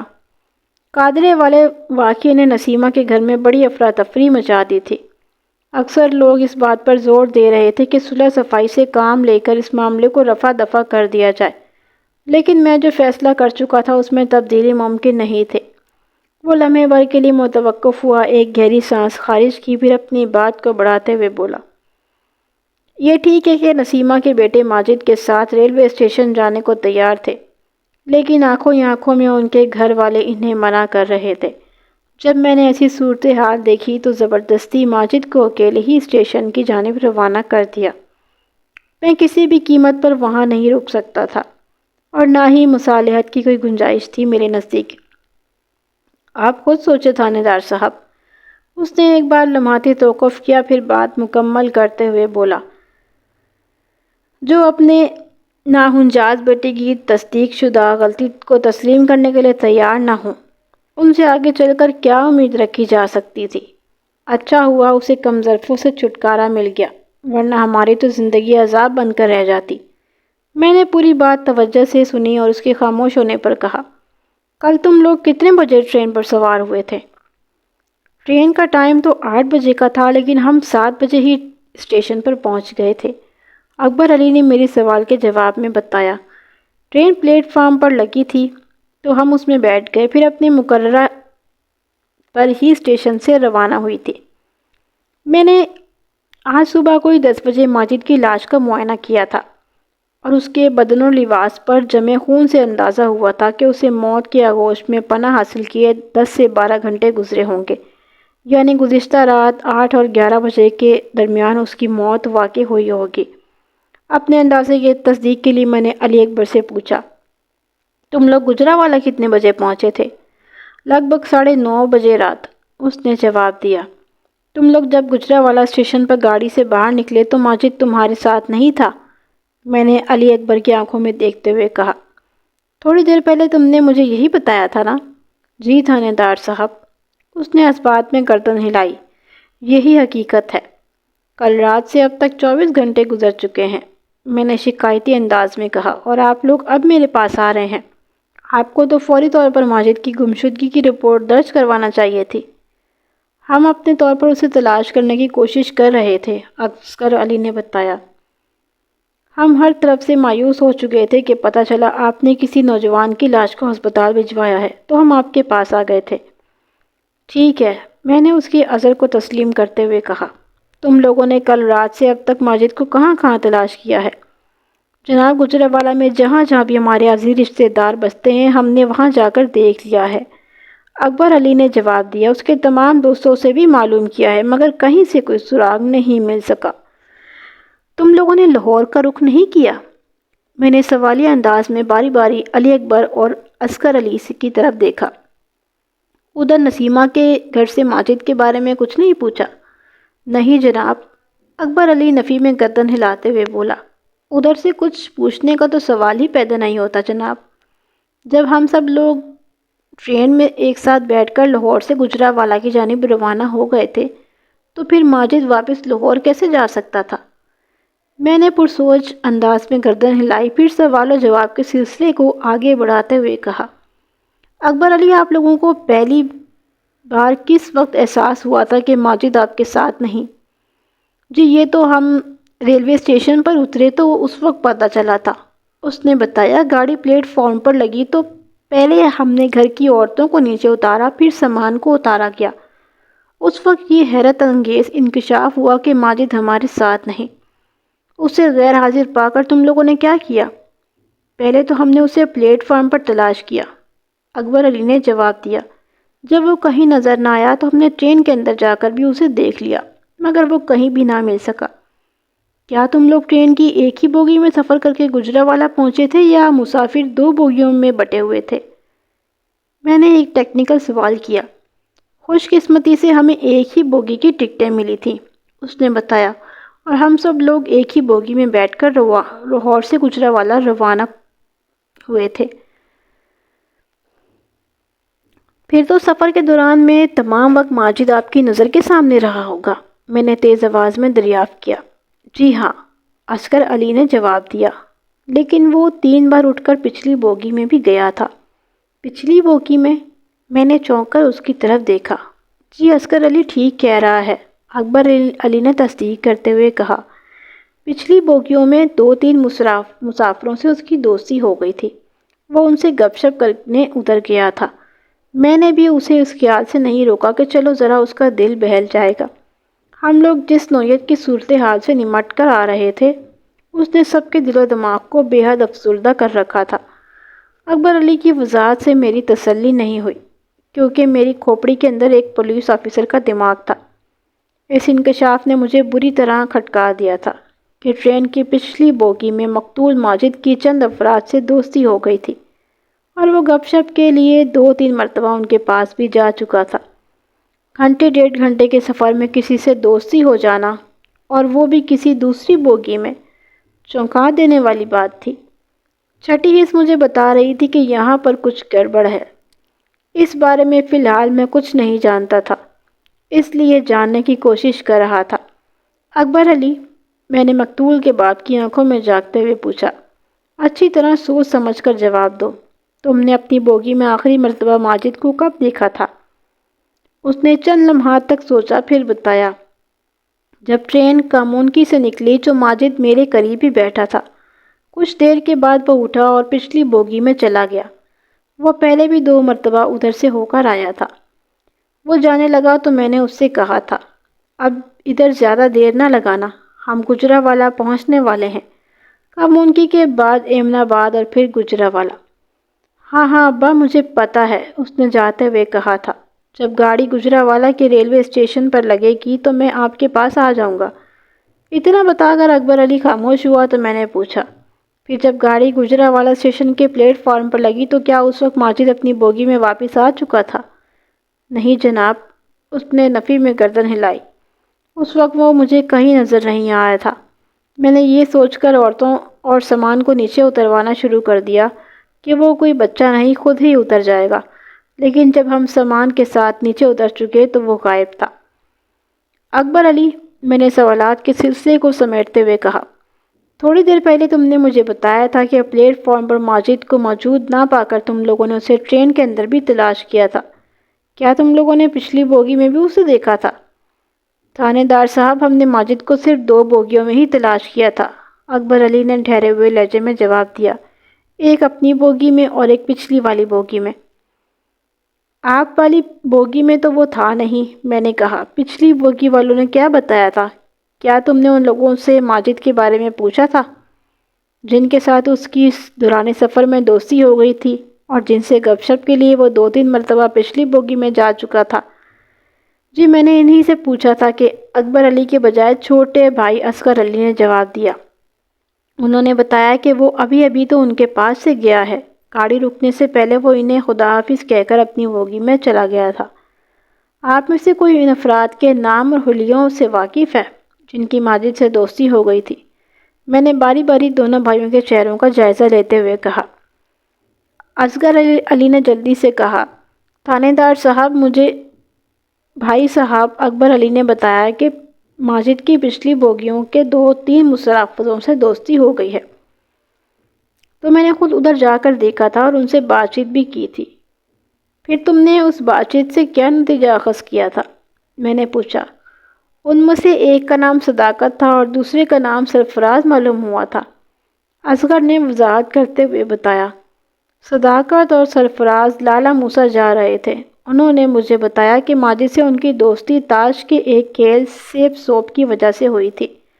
وہ دونوں دوسرے لوگوں کے ساتھ مل کر وقت گزاری کے لیے تاش کھیل رہے تھے، ماجد کا ادھر سے گزر ہوا تو وہ ان کا کھیل دیکھنے لگا۔ ماجد نے صداقت کو 2-4 ایسے ٹپس دی کہ بازی پلٹ گئی۔ ان لوگوں نے ماجد کو بھی کھیل میں شامل کر دیا۔ ماجد جو 2-3 بار اپنی بوگی سے پچھلی بوگی میں گیا تھا، وہ تو گپ شپ کے علاوہ تاش کے کھیل کے لیے بھی گیا تھا۔ وہ لمحے بھر کے لیے تھما، ایک گہری سانس خارج کی، پھر اپنی بات کو مکمل کرتے ہوئے بولا۔ میرے پوچھنے پر انہوں نے مجھے بتایا کہ ٹرین جیسے ہی گجرانوالہ کے حدود میں داخل ہوئی تھی، ماجد نے ان سے الوداعی کلمات کا تبادلہ کر لیا تھا اور پلیٹ فارم کا آغاز ہوتے ہی ان سے مصافحہ کر کے رخصت ہو گیا تھا۔ اصغر علی کی بات سن کر میرا ذہن الجھن کا شکار ہو گیا، کیونکہ یہاں ایک بہت بڑا واضح تضاد پیدا ہو گیا تھا۔ ماجد کی لاش ریلوے لائن کے کنارے جس مقام سے ملی تھی، وہ اصغر کالونی اور کنیال باغ والے پھاٹک کا علاقہ تھا، اور یہ مقام گجرانوالہ کے ریلوے اسٹیشن سے لگ بھگ 2 میل کی دوری پر واقع تھا۔ صداقت اور سرفراز کے بیان کو اگر درست مان لیا جاتا تو پھر ماجد کو ریلوے اسٹیشن کے پلیٹ فارم پر ہی کہیں نہ کہیں پایا جانا چاہیے تھا، لیکن وہ پلیٹ فارم سے 2-2.5 میل پیچھے مردہ حالت میں پایا گیا تھا۔ یہ ممکن نہیں تھا کہ ماجد ریلوے اسٹیشن پر اترنے کے بعد جائے وقوع پر پہنچا اور وہاں اس کو قتل کر دیا گیا، کیونکہ ٹرین کے اسٹیشن پر پہنچنے اور وقوع کا وقت تقریباً ایک ہی تھا۔ اس کی مزید وضاحت پوسٹ مارٹم کی رپورٹ سے ہو سکتی تھی۔ پتہ نہیں کیوں بار بار میرے ذہن میں یہ بات آ رہی تھی کہ صداقت اور سرفراز کوئی اچھے لوگ نہیں تھے۔ اسی سوچ کی روشنی میں نے اصغر علی سے سوال کیا، تم نے تو ان لوگوں سے باقاعدہ بات چیت کی ہے، مجھے ان کی وضع قطع اور حلیے کے بارے میں وضاحت سے بتاؤ۔ صداقت ایک دراز قامت اور گندمی رنگن کا آدمی ہے۔ اس کی بھاری بھرکم مونچھیں ہیں، وہ نظر کا چشمہ لگاتا ہے، اصغر علی نے بتایا، جبکہ سرفراز پستہ قامت اور سانولے رنگ کا ہے۔ وہ اچھا خاصا موٹا ہے، اس کی آنکھوں کے زاویے میں بھی فرق ہے۔ وہ بھینگا تو نہیں، لیکن یہ پتہ نہیں چلتا کہ وہ آپ کو دیکھ رہا ہے یا آپ کے ساتھ کھڑے کسی دوسرے شخص کو۔ میں نے صداقت اور سرفراز کے حلیے کو ذہن میں محفوظ کر لیا اور پوچھا، اصغر علی، انہوں نے تمہیں بتایا تھا کہ وہ لالا موسیٰ جا رہے ہیں؟ کیا وہ لوگ لاہور اسٹیشن سے آپ کے ساتھ ہی ٹرین پر سوار ہوئے تھے؟ اس کے بارے میں یقین سے کچھ نہیں کہہ سکتا تھانیدار صاحب، اصغر علی نے جواب دیا۔ وہ لوگ دوسری بوگی پر سوار ہوئے تھے اور ہم کسی اور پر۔ لاہور اسٹیشن کے پلیٹ فارم پر اگر ان پر میری نظر پڑی تو مجھے یاد نہیں ہے۔ یقین سے تو یہ بات بھی نہیں کہی جا سکتی کہ وہ واقعی لالا موسیٰ جا رہے تھے، میں نے ٹھہرے ہوئے لہجے میں کہا۔ پھر اکبر علی کی طرف دیکھتے ہوئے پوچھا، تم لوگ لاہور کے ایک محلے گھوڑے شاہ میں ٹھہرے ہوئے تھے، صداقت اور سرفراز میں سے کوئی آپ کو وہاں تو نظر نہیں آیا تھا؟ اکبر علی نے جواب دینے کے بجائے اصغر علی کی طرف دیکھا، کیونکہ میرے اس سوال کا زیادہ بہتر جواب وہی دے سکتا تھا۔ صداقت اور سرفراز صرف اسی کی ملاقات ہوئی تھی۔ اصغر علی اپنے بڑے بھائی کا اشارہ پا کر نفی میں گردن ہلاتے ہوئے بولا، نہیں جناب، ان دونوں کو میں نے اپنی زندگی میں پہلی مرتبہ ٹرین کے اندر ہی دیکھا تھا۔ اکبر علی، کیا تمہیں اس بارے میں کچھ یاد ہے کہ ماجد پہلی مرتبہ کب اپنی بوگی سے اٹھ کر پچھلی بوگی میں گیا تھا؟ میں نے مقتول کے باپ سے سوال کیا۔ مجھے اچھی طرح یاد ہے جناب، وہ اس بات میں گردن ہلاتے ہوئے بولا، جب ٹرین نے راوی کا پل کراس کر لیا تھا تو ماجد پہلی بار پچھلی بوگی کی طرف گیا تھا۔ اس کا مطلب ہے، میں نے پرسوچ انداز میں کہا، وہ دونوں بندے لاہور ہی سے ٹرین پر سوار ہوئے تھے۔ پھر میں نے باری باری ان تینوں کے چہروں پر نگاہ ڈالتے ہوئے پوچھا، اگرچہ مجھے امید نہیں کہ آپ میں سے کوئی میرے سوال کا جواب دے سکے گا، لیکن پھر بھی میں جاننا چاہتا ہوں کہ صداقت اور سرفراز لالا موسیٰ میں کہاں اور کس کے پاس گئے ہوں گے؟ انہوں نے میرے حسب توفیق نفی میں گردنیں ہلا دیں۔ میں نے اکبر سے کہا، تم مجھے گھوڑے شاہ میں اپنی سالی سلیمہ کے گھر کا ایڈریس نوٹ کرواؤ۔ اگر ماجد کے قاتل کے سلسلے میں مجھے لاہور جا کر بھی تفتیش کرنا پڑی تو میں کسی کوتاہی سے کام نہیں لوں گا۔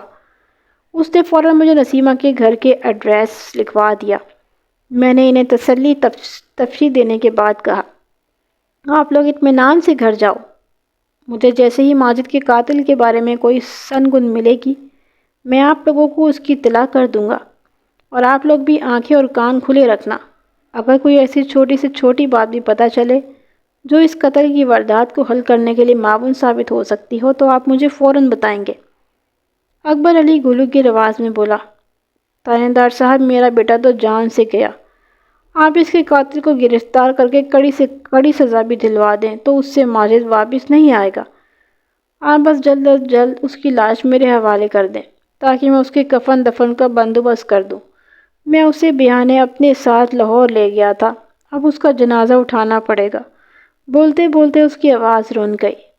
میں نے ہمدردی بھرے لہجے میں کہا، اکبر علی، مجھے امید ہے کل شام تک ماجد کی لاش پوسٹ مارٹم کی ابتدائی رپورٹ کے ساتھ تھانے پہنچ جائے گی۔ تم لوگ کل شام میں ادھر کا چکر لگا لینا، اور جہاں تک ماجد کے قاتل کو قرار واقعی سزا دلوانے کا تعلق ہے تو میں نے لمحاتی توقف کر کے ایک گہری سانس لی، پھر اضافہ کرتے ہوئے کہا، میں مانتا ہوں کہ ماجد کا قاتل کیفر کردار تک پہنچ بھی جائے گا تو اس سے تمہارے بیٹے کی واپسی ممکن نہیں، لیکن آپ لوگوں کی عبرت کے لیے مجرم کو قرار واقعی سزا دینا بہت ضروری ہے، ورنہ معاشرے میں جرائم کا تناسب خطرناک حد تک بڑھ جائے گا۔ ان تینوں نے میری بات سے اتفاق کیا اور میں نے انہیں رخصت کر دیا۔ ان کے جانے کے بعد میں بھی تھانے سے اٹھ کر اپنے کوارٹر کی طرف آ گیا تھا، جو تھانے کے عقبی حصے میں واقع تھا۔ اس کے بعد سرسبز کھیتوں کا سلسلہ پھیلا ہوا تھا۔ کھیتوں کے بیچوں بیچ ایک سڑک بھی شمال سے جنوب کی طرف چلی آ رہی تھی۔ دراصل یہ وہی سڑک تھی جو شیخو پورہ موڑ پر جی ٹی روڈ سے نکلتی تھی۔ مذکورہ سڑک شیخو پورہ روڈ کہلاتی تھی، جو گجرانوالہ سے قلعہ شیخو پورہ اور پھر لائل پر موجود فیصل آباد کی جانب چلی جاتی تھی۔ میں تھانے سے اپنے کوارٹر میں پہنچا تو ماجد کے قاتل کا معمہ بھی میرے ذہن میں بیٹھ کر کوارٹر میں آ گیا تھا۔ اس واقعے نے میری سوچ کو تتر بتر کر رکھا تھا۔ میں پورے یقین کے ساتھ کہہ سکتا تھا کہ اب تک اس سلسلے میں جو واقعات میرے سامنے آئے تھے ان میں سے بہت سی کڑیاں گم تھیں۔ میں ان کڑیوں کو تلاش کرنے میں کامیاب ہو جاتا تو یہ کیس خود بخود حل ہو جانا تھا۔ مثلاً یہ کہ صداقت اور سرفراز کے مطابق وقوع کی رات ماجد گجرانوالہ کے ریلوے اسٹیشن پر ان سے جدا ہوا تھا، اور حقائق کے مطابق عین اسی وقت وہ عسکر کالونی والے پھاٹک کے نزدیک قتل کر دیا گیا تھا، جس کا واضح مطلب یہی تھا کہ وہ ریلوے اسٹیشن تک پہنچا ہی نہیں تھا۔ اکبر علی نے مجھے بتایا تھا کہ وہ آخری مرتبہ کامونکی کے قریب پچھلی بوگی کی طرف گیا تھا۔ اس کے بعد اس نے مقتول ماجد کی شکل نہیں دیکھی تھی۔ اس تمام تر بحث اور سوچ بچار کا ایک ہی نتیجہ نکل کر سامنے آتا تھا، اور وہ یہ کہ ماجد پچھلی رات صحیح سلامت گجرانوالہ کے ریلوے اسٹیشن میں پہنچنے میں کامیاب نہیں ہو سکا تھا۔ اسے جائے وقوع پر ہی موت کے گھاٹ اتار دیا گیا تھا، یا پھر کہیں اور قتل کرنے کے بعد وہاں پھینک دیا گیا تھا۔ سب سے اہم بات یہ کہ ٹرین میں سے نکل کر جائے وقوع تک کیسے پہنچا ہوگا، مجھے اس بات کا پتہ چلانا تھا۔ اس کے بعد ہی اس کے قاتل تک رسائی حاصل کر سکتا تھا۔ ایک حتمی فیصلہ پر پہنچنے کے بعد میں سونے کے لیے لیٹ گیا۔ اگلی صبح بھی خاصی خشک اور دھند والی تھی۔ میں سو کر اٹھا تو ذہن الجھا ہوا تھا۔ عام طور پر میرے ساتھ ایسا نہیں ہوتا تھا۔ عموماً میری صبح کا آغاز بڑی بشاشیت کے ساتھ ہوتا تھا۔ مسئلے مسائل کب ذہن میں نہیں ہوتے، لیکن اس کا ہرگز یہ مطلب تو نہیں کہ انسان طبیعت کے ساتھ بیدار ہو۔ بہرحال میں اپنی الجھن سے بخوبی آگاہ تھا، لہٰذا میں نے الجھن کی سلجھن کے بارے میں سوچتے ہوئے ناشتہ کیا اور تیار ہو کر تھانے پہنچ گیا۔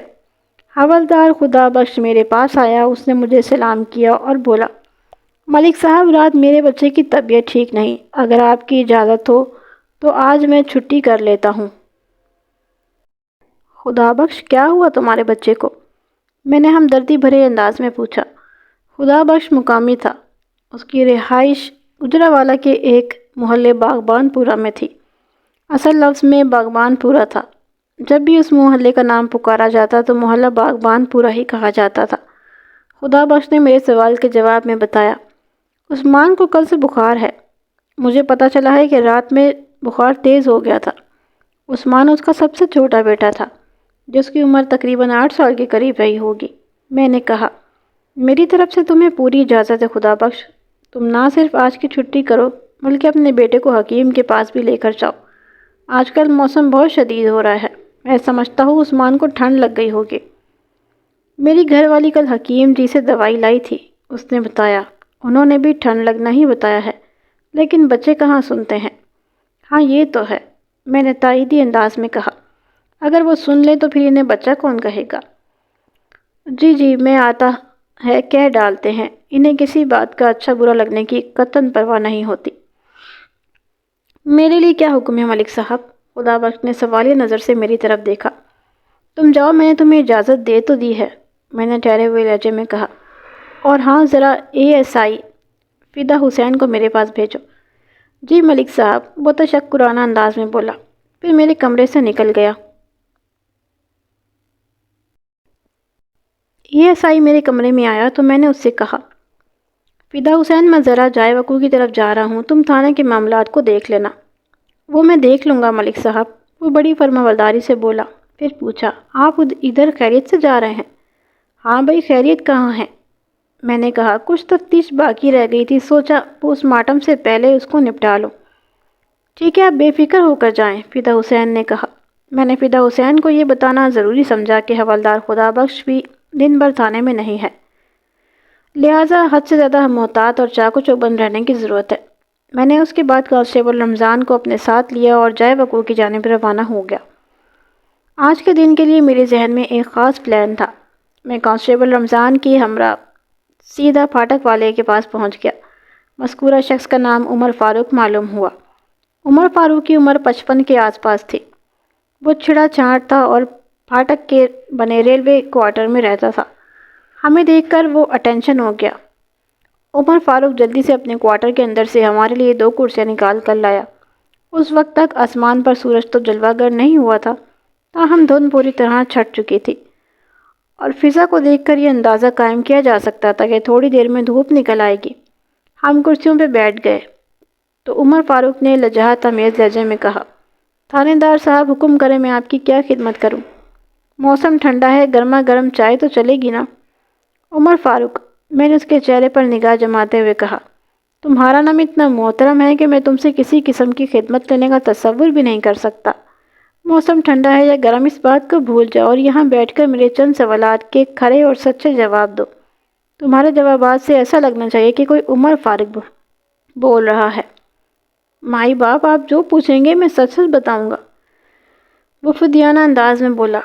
لیکن یہ اچھا نہیں لگ رہا کہ آپ پہلی مرتبہ میرے غریب خانے پر آئے اور میں آپ کی کوئی خدمت نہ کر سکا۔ تمہارا سب سے بڑا تعاون بلکہ میرا احسان یہ ہوگا کہ تمہاری فراہم کردہ معلومات میرے لیے مفید ثابت ہوں۔ میں نے گہری سنجیدگی سے کہا، اب تم فوراً میرے سامنے بیٹھ جاؤ۔ میرا حتمی انداز دیکھتے ہوئے اس نے مزید حیل و حجت سے کام نہیں لیا اور کھڑی ہوئی چرپائی کو بچھا کر میرے سامنے بیٹھ گیا۔ میں نے پوچھا، ابھی فوری طور پر کس ٹرین کے گزرنے کا ٹائم تو نہیں ہے؟ آپ کے آنے سے کوئی 10 منٹ پہلے ایک ٹرین لاہور کی طرف گئی ہے، عمر فاروق نے بتایا۔ اب لاہور کی جانب 1 گھنٹے کے بعد ٹرین آئے گی تو مجھے پھاٹک بند کرنے اور ٹرین کو ہری جھنڈی دکھانے کے لیے اٹھنا پڑے گا۔ 1 گھنٹہ بہت ہوتا ہے عمر فاروق، میں نے اس کے چہرے پر تاثرات کا جائزہ لیتے ہوئے کہا۔ میں تمہارا کام متاثر نہیں ہونے دوں گا۔ اگر تم نے بھرپور تعاون کیا تو میں تمہیں 15-20 منٹ میں فارغ کر دوں گا۔ میں ہر قسم کے تعاون کے لیے تیار ہوں سرکار، وہ گہری سنجیدگی سے بولا۔ آپ پوچھیں، کیا پوچھنا چاہتے ہیں؟ میں نے اس کی آنکھوں میں دیکھتے ہوئے کہا، تمہیں کچھ اندازہ ہے کہ میں کس سلسلے میں تم سے پوچھ تاچھ کرنے آیا ہوں؟ جی کچھ تو اندازہ ہے، وہ اس بات میں گردن ہلاتے ہوئے بولا۔ مثلاً؟ میں نے اس کی طرف سوالیہ نظر سے دیکھا۔ کیا کچھ؟ جناب، کل یہاں سے آپ کسی اجنبی بندے کی جو لاش لے کر گئے ہیں، میں سمجھتا ہوں اسی کے سلسلے میں آپ مجھ سے سوال کریں گے۔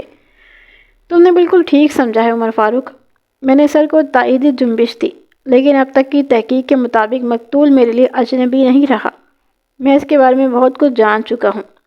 وہ بدنصیب کون تھا تھانے دار صاحب؟ اس نے دکھ بھرے انداز میں پوچھا۔ ہاں عمر فاروق، وہ واقعی بہت بدنصیب انسان ثابت ہوا ہے، میں نے اس بات میں گردن ہلائی۔ اس کا نام ماجد تھا اور وہ بذریعہ ٹرین لاہور سے گجرانوالہ آ رہا تھا کہ تمہارے پھاٹک کے قریب اسے جان لیوا حادثہ پیش آ گیا۔ پھر میں نے نہایت مختصر الفاظ میں چند سیکنڈ کے اندر عمر فاروق کو مقتول ماجد کے بارے میں بتایا۔ میرے خاموش ہونے پر اس نے حیرت بھرے لہجے میں پوچھا، لیکن تھانے دار صاحب، اگر وہ ٹرین سے کٹ مرتا تو اس کا جسم سلامت نہ رہتا، اس کی تو گردن کاٹ کر موت کے گھاٹ اتارا گیا ہے۔ جب آپ کل یہاں تفتیش کر رہے تھے تو میں نے اس اجنبی، میرا مطلب ہے ماجد علی کو، لاش کو خود اپنی آنکھوں سے دیکھا تھا۔ میرے جان لیوا حادثہ پیش آ گیا کہ الفاظ کا عمر فاروق نے کوئی اور مطلب لے لیا تھا۔ اس بیچارے نے یہی سمجھا تھا کہ میں ماجد کے ٹرین کے نیچے آ کر ہلاک ہونے کی بات چیت کر رہا ہوں۔ خیر میں نے وضاحت کر دی تو وہ مطمئن انداز میں گردن ہلانے لگا۔ میں نے کہا، عمر فاروق، جیسا کہ میں نے تمہیں بتایا ہے، مقتول ماجد اور اس کے گھر کے 20 افراد ٹرین میں بیٹھ کر لاہور سے گجرانوالہ آ رہے تھے۔ وہ ٹرین کل رات ٹھیک بجے پونے 10 بجے ریلوے اسٹیشن پر پہنچی تھی۔ ظاہر ہے وہ تمہارے فاٹک سے گزرنے کے بعد ہی آگے گئی ہوگی۔ جی ہاں بالکل، اس نے جواب دیا۔ تمہارے خیال میں وہ اس فاٹک سے کتنے بجے گزری ہوگی؟ لگ بھگ 9:30 بجے، عمر نے جواب دیا۔ میں نے پرسوچ انداز میں پوچھا، 9:30 بجے وہ تمہارے فاٹک سے گزری اور 15 منٹ بعد وہ ریلوے اسٹیشن کے پلیٹ فارم پر کھڑی تھی؟ میں نے لمحاتی توقف کر کے ایک گہری سانس لی، پھر اضافہ کرتے ہوئے پوچھا، عمر فاروق، کیا وہ ٹرین تھوڑی دیر کے لیے فاٹک پر رکی تھی؟ یہ بہت ٹیکنیکل سوال تھا۔ اگر عمر فاروق کا جواب ہاں میں آتا تو یہ بات واضح ہو جاتی کہ ماجد کو یہاں اتار لیا گیا تھا۔ تھانے دار صاحب، عمر فاروق نے سوچ میں ڈوبے ہوئے لہجے میں کہا، دن میں تو ہری جھنڈی دکھا کر ٹرینوں کو جانے کی اجازت دے دیتا ہوں، لیکن رات میں یہی کام بتی سے کیا جاتا ہے۔ آپ نے ہماری وہ بتی تو دیکھ رکھی ہوگی جس کی ایک جانب ہرا اور دوسری طرف لال شیشہ لگا ہوا ہے۔ اس کے اندر ایک بتی جل رہی ہوتی ہے۔ حسب ضرورت پھاٹک والا ٹرین کو لال یا ہری سائٹ دکھا کر اپنا کام چلا لیتا ہے۔ ہاں، میں ریلوے کے اس سسٹم سے اچھی طرح واقف ہوں، میں نے اپنی بات پر زور دیتے ہوئے کہا۔ تم مجھے صرف یہ بتاؤ کہ گزشتہ رات تمہارے پھاٹک پر وہ ٹرین رکی تھی یا نہیں؟ آپ اسے رکنا تو نہیں کہہ سکتے جناب، وہ بڑے مضبوط لہجے میں بولا، مگر وہ بہت آہستہ ہو گئی تھی۔ میں نے چونک کر اس کی طرف دیکھا اور پوچھا، کیوں آہستہ ہو گئی تھی؟ میں نے ٹرین کو ہری بٹی دکھا دی تھی، وہ وضاحت کرتے ہوئے بولا، لیکن کچی سے آنے والا سگنل ڈاؤن نہیں ہوا تھا، اس لیے اس پھاٹک سے گزرنے کے بعد ٹرین کی رفتار بہت کم ہو گئی تھی۔ ٹرین کی رفتار کم ہو گئی تھی؟ میں نے عمر فاروق کے الفاظ کو دہرایا، پھر پوچھا، کتنی کم؟ اتنی کم کہ کوئی مسافر بآسانی ٹرین سے نیچے اتر سکتا تھا۔ عمر فاروق کا جواب میرے حسب توقع تھا۔ میں نے سرسراتی ہوئی آواز میں سوال کیا، عمر فاروق، کیا تم نے ٹرین کی سست رفتاری کے دوران کسی مسافر کو ٹرین سے نیچے اترتے دیکھا تھا؟ کسی ایک مسافر یا 2 مسافروں کو؟ جناب، میں بتی پکڑ کر پھاٹک کی اس سائڈ پر کھڑا تھا۔ میں نے اپنے کوارٹر کی سمت اشارہ کیا جو کنیال باغ کی جانب تھا۔ اس جانب تو میں نے کسی کو ٹرین میں کودتے ہوئے نہیں دیکھا تھا۔ ماجد علی کی گردن کٹی لاش ریلوے پھاٹک کی جس طرف پڑی ملی تھی وہ کنیال باغ کی مخالف سمت میں یعنی عسکر کالونی کی جانب تھا۔ لہٰذا اگر مقتول اور قاتل ٹرین سے اس طرف کودے تھے تو وہ عمر فاروق کی نظر میں آ ہی نہیں سکتے تھے۔ یہ بھی ممکن تھا کہ قاتل نے ماجد علی کو زبردستی وہاں کودنے پر مجبور کر دیا ہو، کیونکہ یہ سمجھ میں آنے والی بات نہیں تھی کہ مقتول اپنی مرضی سے وہاں اتر گیا ہو۔ ٹھیک ہے، میں نے بدستور عمر فاروق کی آنکھوں میں دیکھتے ہوئے کہا، وہ ٹرین گزر گئی اور تم بتی لے کر اپنے کوارٹر میں آ گئی، یا کیا صبح سے پہلے کوئی اور ٹرین بھی اس پھاٹک سے گزری تھی؟ جی، رات کو 11 بجے ایک مال گاڑی گزری تھی، عمر فاروق نے بتایا۔ یہ مال گاڑی روزانہ رات کو 11 سے 11:30 بجے تک یہاں سے گزرتی ہے۔ اسے پاس کرانے کے بعد میں سکون سے سو جاتا ہوں، کیونکہ پھر صبح 7 بجے سے پہلے کوئی گاڑی ادھر کا رخ نہیں کرتی، اور میں تو فجر کی نماز کے لیے اٹھ چکا ہوتا ہوں۔ میں نے گہری سنجیدگی سے کہا، 9:30 بجے اور 11 بجے والی ٹرین کو گزرنے کے درمیانے وقفے میں تم کہاں تھے اور کیا کر رہے تھے؟ جی، میں نے کہاں جانا ہے؟ وہ چونک کر مجھے دیکھنے لگا۔ میں ادھر اپنے کوارٹر میں ہی موجود تھا۔ تم اپنے کوارٹر سے باہر نہیں گئے تھے؟ میں نے معتدل انداز میں کہا۔ تو کیا تم سے ملنے کوئی کوارٹر میں بھی نہیں آیا تھا؟ اس کے چہرے پر کچھ اس نوعیت کے آثار پیدا ہوئے جیسے اس کے ذہن میں روشنی کا کوئی جھمکا سا لگا ہو۔ میں نے فوراً کہا، عمر فاروق، یہ بات اہم ہے، اچھی طرح سوچ کر بتاؤ، گزشتہ رات 9:30 اور 11 بجے کے درمیان تم سے کوئی ملنے کوارٹر پر آیا تھا؟ وہ خاص طور پر مجھ سے ملنے تو نہیں آیا تھا جناب، اس نے بڑے مضبوط لہجے میں بتایا۔ وہ کچھ اجنبی مسافر تھا۔ مجھ پر نظر پڑی تو اس نے پوچھا کہ جی ٹی روڈ کس طرف ہے؟ میں نے اسے بتایا بس اتنی سی بات ہے۔ عمر فاروق کے لیے یقیناً وہ اتنی سی بات تھی، مگر میں اسے اتنی سی بات کو نظر انداز نہیں کر سکتا تھا۔ میں نے کڑھنے والے انداز میں کہا، تم نے اس شخص کے لیے اجنبی مسافر کے الفاظ استعمال کیے ہیں، اس کا مطلب ہے تم اسے نہیں جانتے تھے۔ میں واقعی اس سے ناواقف تھا۔ وہ بڑی سادگی سے بولا، اس سے پہلے میں نے اس بندے کو کہیں نہیں دیکھا تھا۔ تم نے اسے جی ٹی روڈ کا راستہ بتایا اور وہ چلا گیا۔ میں نے عمر فاروق کا ٹرائل ختم کرتے ہوئے کہا، اس کے علاوہ بھی تم دونوں میں کوئی بات ہوئی تھی؟ جی ہاں، اس نے اس بات میں جواب دیا۔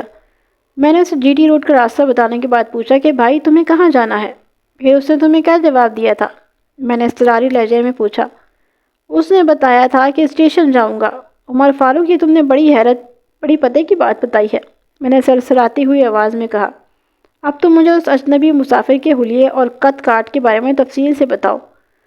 عمر 35 کے آس پاس، دبلا پتلا اور لم ڈھینگ، آنکھیں بہت چھوٹی ٹچ بٹنوں جیسی اور سل کے بال گھنگریالے۔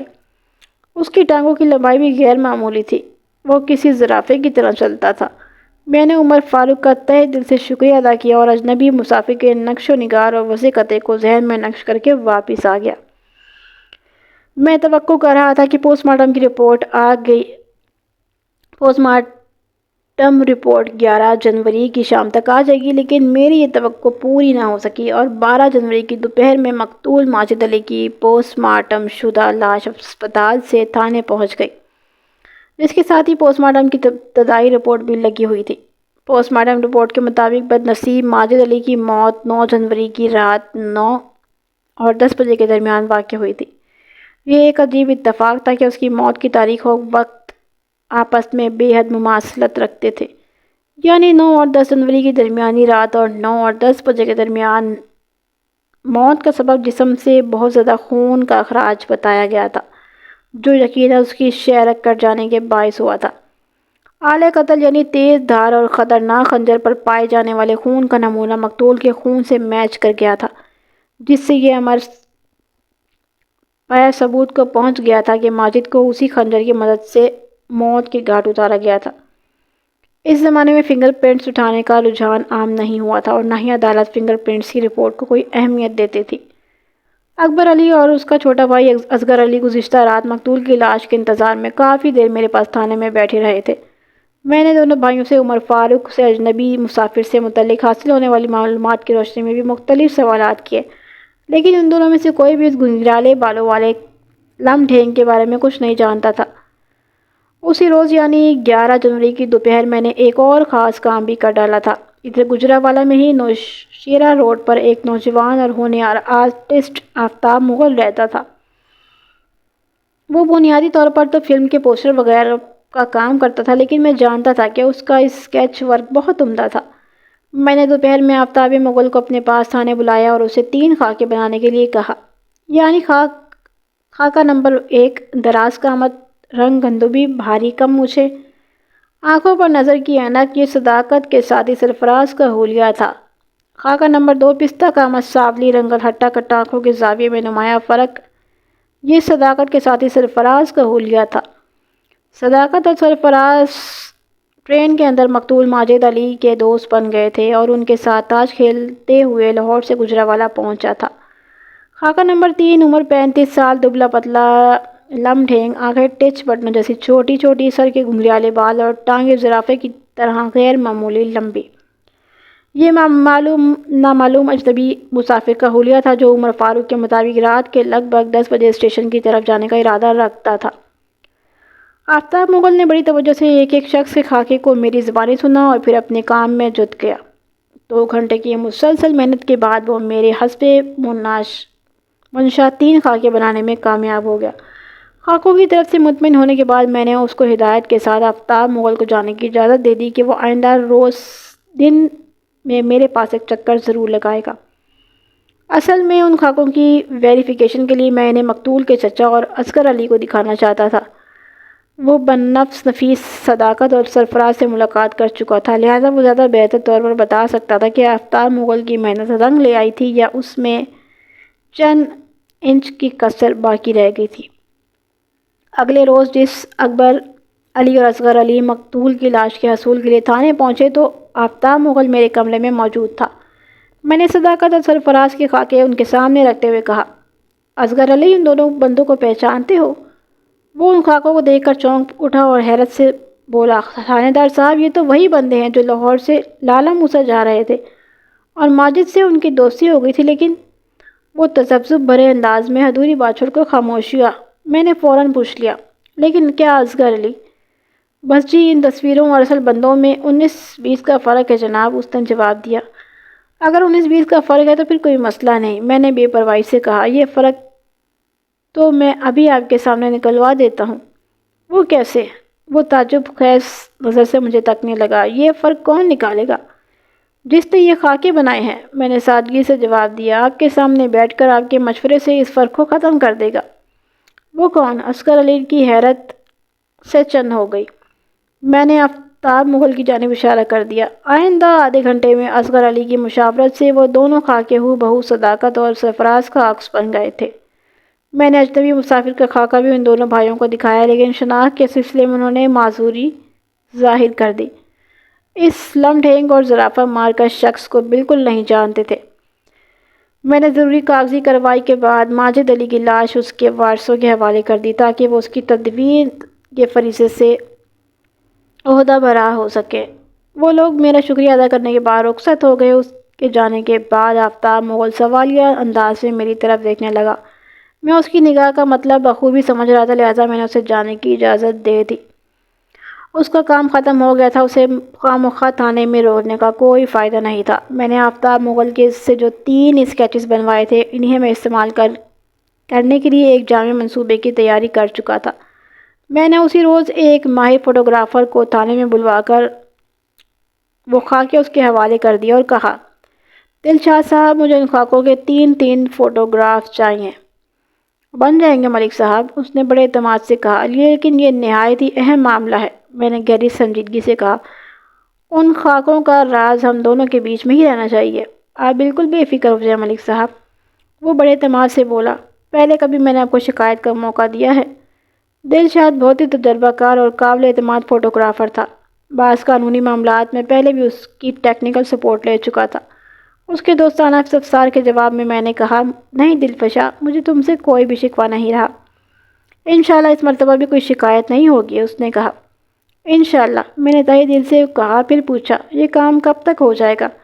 ملک صاحب، میں آپ کا یہ کام آج ہی کی تاریخ میں کر دوں گا، بڑے اعتماد سے بولا۔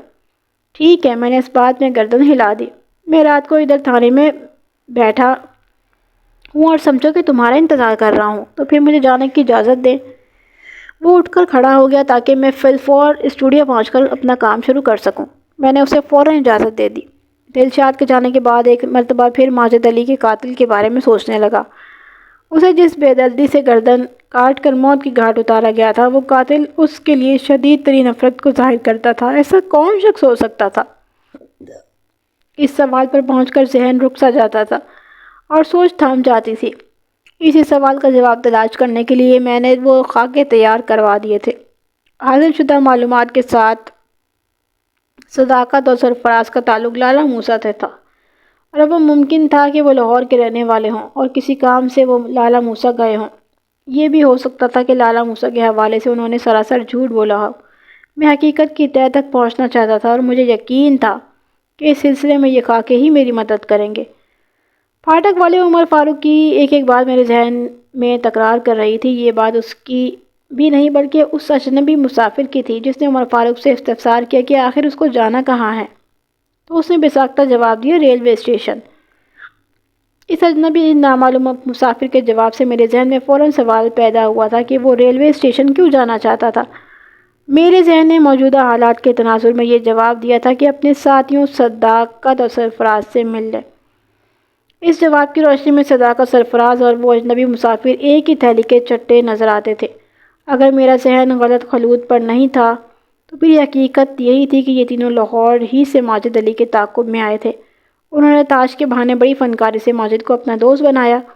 پھر جب ٹرین عمر فاروق والے پھاٹک پر سست ہوئی تو اجنبی مسافر ماجد کو موت کی گھاٹ اتارنے کے بعد وہ جی ٹی روڈ کے راستے اسٹیشن کی طرف روانہ ہو گیا۔ اس تھیوری کے مطابق صداقت اور سرفراز نے اس وقت ٹرین کو خیر آباد کہا ہوگا جب وہ گجرانوالہ کے ریلوے اسٹیشن سے نکلنے لگی ہوگی۔ جیسا کہ میں نے عرض کیا، یہ میرے ذہن کی سوچی ہوئی ایک تھیوری تھی جو حقائق کی کسوٹی پر چڑھنے کے بعد غلط بھی ثابت ہو سکتی تھی، لیکن میں نے اس تھیوری کی کسوٹی پر چڑھانے سے پہلے اس کے بارے میں منفی انداز میں سوچ نہیں سکتا تھا۔ رات کو لگ بھگ 9 بجے فوٹوگرافر دلشاد کی واپسی ہوئی۔ اس نے میرے حسب منشا ہر خاکے کے 3 فوٹوگراف تیار کر دیے تھے، گویا بسل کو ملا کر میرے پاس ان 3 افراد کی شناخت کے لیے 4 کاپیاں موجود ہو گئی تھیں۔ میں نے دلشاد کا تہہ دل سے شکریہ ادا کیا اور وہ مجھے سلام کرنے کے بعد رخصت ہو گیا۔ 13 جنوری کی صبح میں علاقہ ایس پی کے دفتر جا کر ان سے ملا اور انہیں صورتحال سے مکمل طور پر آگاہ کر دیا۔ ایس پی صاحب نہایت ایماندار اور فرض شناس پولیس آفیسر تھے۔ انہوں نے بڑی توجہ سے میری بات سنی اور میرے خاموش ہونے پر کہا، صفدر حالات واقعی بہت گمبھیر اور حساس نوعیت کے ہیں۔ میں سمجھتا ہوں ماجد کے قاتل کی تلاش کے لیے تمہیں 3 محاذوں پر لڑنا ہوگا۔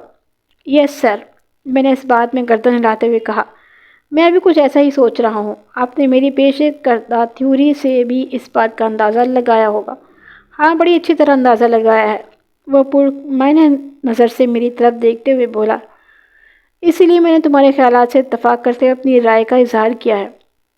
سر، میں نے بڑی گہری سنجیدگی سے کہا، میرے لیے کیا حکم ہے؟ صفدر حیات، تم ایک محنتی اور دیانتدار پولیس آفیسر ہو۔ وہ بدستور میرے چہرے کا جائزہ لیتے ہوئے بولے، تم نے اس کیس میں اب تک بڑی دوڑ دھوپ کی ہے، لہٰذا میں تمہارا بوجھ کم کرنا چاہتا ہوں۔ میں نے متذبذب نظر سے ایس پی صاحب کو دیکھا اور کہا، سر، میں آپ کی بات کا مطلب نہیں سمجھ سکا۔ صفدر حیات، تم ان تصویروں کے 2 سیٹ میرے پاس چھوڑ جاؤ۔ وہ وضاحت کرتے ہوئے بولے، میں یہ معاملہ اعلیٰ افسران کے علم میں لا کر لاہور اور لالہ موسیٰ کے محافظوں پر ان افراد کے بارے میں انکوائری کرواتا ہوں۔ تم 2 دن کے بعد دوبارہ دفتر آ کر مجھ سے ملیں، انشاءاللہ کوئی اچھی خبر ہی سننے کو ملے گی۔ ایس پی صاحب کی بات میری سمجھ میں بیٹھ گئی، تاہم میں یہ پوچھے بنا نہ رہ سکا، اور سر، ان 2 دنوں میں کیا کروں گا؟ تم ایک فعال اور ذمہ دار پولیس آفیسر ہو۔ انہوں نے ایک بار پھر خلوص دل سے میری تعریف کی۔ ظاہر ہے ہاتھ پر ہاتھ رکھ کے خاموش تو نہیں بیٹھ سکتے، اس لیے لمحاتی توقف کر کے انہوں نے ایک گہری سانس لی، پھر بات مکمل کرتے ہوئے کہا، تم باقی کی فوٹوز کی مدد سے اپنے تھانے کی حدود میں قاتل یا قاتلوں کی تلاش کا کام جاری رکھو، خصوصاً جائے وقوع کے گرد و نواح کے علاقے کی کڑی چھان بین از ضروری ہے، وہاں سے قاتل کے سلسلے میں کوئی ٹھوس سراغ مل سکتا ہے۔ اوکے سر، میں نے گردن کو خم کرتے ہوئے کہا، میں آپ کا حکم بجا لاؤں گا۔ ایس پی صاحب نے میرے لیے نیک خواہشات کا اظہار کیا اور میں نے سلوٹ کر کے واپس آ گیا۔ اسی روز واپس تھانے پہنچنے پر میں نے اے ایس آئی فدا حسین کو اپنے پاس بلا لیا اور مجھے سلام کر کے بیٹھا تو میں نے کہا، فدا حسین، ماجد مرڈر کیس میں اب تک جو تفتیش ہو چکی ہے وہ تمہارے علم میں ہے، اگر کسی بات سے تمہیں واقفیت نہ ہو تو بتاؤ۔ نہیں جانب، کوئی بھی ایسی بات مجھ سے نہیں چھپی ہوئی، اس نے گہری سنجیدگی سے کہا۔ آپ لمحہ لمحہ کی صورتحال سے مجھے آگاہ کرتے رہے ہیں، آپ حکم کریں، معاملہ کیا ہے؟ معاملہ یہ ہے کہ میں نے فوٹوگرافز کا ایک سیٹ اس کے سامنے رکھتے ہوئے کہا، ان 3 افراد میں سے کوئی ایک ماجد کا قاتل ہے۔ تم اپنی مرضی کے 2 کانسٹیبل کو اپنے ساتھ رکھ لو اور اپنی عقل کے مطابق ان افراد پر کھوج لگانے کی کوشش کرو۔ میں نے لمحاتی توقف کر کے اس کی آنکھوں میں جھانکا اور اضافہ کرتے ہوئے کہا، یوں سمجھ لو کہ آج سے اس کیس کے تفتیشی افسر تم ہو۔ وہ مشکورانہ لہجے میں بولا، میں نے کئی تھانوں میں محکمے کی خدمات انجام دی ہیں، لیکن آپ جیسا تھانہ انچارج کہیں نہیں دیکھا۔ آپ اپنے عملے کے چھوٹے سے چھوٹے افراد پر بھی بے تحاشا اعتماد کرتے ہیں۔ فدا حسین، اس کائنات کا کاروبار اعتبار اور اعتماد پر ہی چل رہا ہے، میں نے پرخیال انداز میں کہا۔ انسان خدا پر اپنے اعتماد کا اظہار کرتا ہے تو خدا ہے، ورنہ کچھ بھی پلے نہیں رہتا۔ بھروسہ نہ ہو تو یقین قائم نہیں رہتا، اور اگر یقین قائم نہ ہو تو چیزیں اپنا وجود کھو بیٹھتی ہیں، کسی شے کی اہمیت باقی نہیں رہتی۔ جو حقیقت تھی وہ میں نے بیان کر دی، میں نے گہری سنجیدگی سے کہا۔ اب تم بھی حقیقت کی دنیا میں واپس آ جاؤ، اگر میں نے تم پر اعتماد کر کے یہ فریضہ سونپا ہے تو تمہیں میرے اعتماد پر پورا اتر کر دکھانا ہے۔ جی انشاءاللہ، وہ بڑے جوش سے بولا، میں آپ کو کبھی مایوس نہیں کروں گا ملک صاحب۔ وش یو گڈ لک، ان الفاظ کے ساتھ میں نے اسے رخصت کر دیا۔ آئندہ 2 روز تک میں بھی ایس پی صاحب کے مطابق ہاتھ پر ہاتھ رکھ کے خاموش نہیں بیٹھ سکا تھا۔ اگرچہ میں نے فدا حسین کو اس کیس کی تفتیش کی ذمہ داری سونپ دی تھی، لیکن میں بھی اپنے طور پر تگ و دو جاری رکھے ہوئے تھا۔ نہ تو ہماری کوششوں میں کوئی کمی واقع ہوئی تھی اور نہ ہی جذبے میں کوئی شگاف، لیکن وہی بات ہے کہ جو کام نہیں ہونا تھا وہ کسی بھی طور پر ہو کر نہیں رہتا۔ اس کیس میں کچھ ایسا ہی ہوا تھا۔ 2 دن تک اسٹارٹ کرنے کے بعد تفتیش کی گاڑی اپنی ہی جگہ پر کھڑی نظر آ رہی تھی۔ حسب پروگرام 2 دن کے بعد میں ایس پی صاحب سے ملنے ان کے آفس پہنچا تو ایک اچھی خبر میری منتظر تھی۔ ایس پی صاحب نے مجھے مبارکباد دیتے ہوئے کہا، صفدر حیات مبارک ہو، میں نے تمہاری کیس کی جڑ کھول نکالی ہے۔ اب اس جڑ کو سکھا کر اور کوٹ پیس کر کشتہ تمہیں خود ہی تیار کرنا ہوگا۔ سر، لگتا ہے آپ کے پاس کوئی بہت بڑی خوشخبری ہے، میں نے سرسراتی ہوئی آواز میں کہا۔ میں تمہیں زیادہ سسپینس میں نہیں ڈالوں گا، انہوں نے ٹھہرے ہوئے لہجے میں کہا۔ تمہارے لیے خوشخبری اور مبارکباد یہ ہے کہ تم نے مجھے جن مشکوک افراد کے فوٹوگرافز مہیا کیے تھے، میں نے بلائی سطح پر ڈوریاں ہلا کر ان کا سراغ لگا لیا ہے۔ یہ تو واقعی بہت بڑی خبر ہے سر، میں نے کرسی پر پہلی بدلتے ہوئے کہا۔ وہ مجھے تفصیل سے آگاہ کرنے لگے۔ میں نے تمہاری فراہم کردہ تصویروں کا ایک سیٹ گجرات اور دوسرے لاہور بھجوایا ہے۔ اس کے ساتھ ہی میں نے اپنے اعلیٰ افسران کو تمہاری کارکردگی کی رپورٹ بھی پیش کر دی ہے۔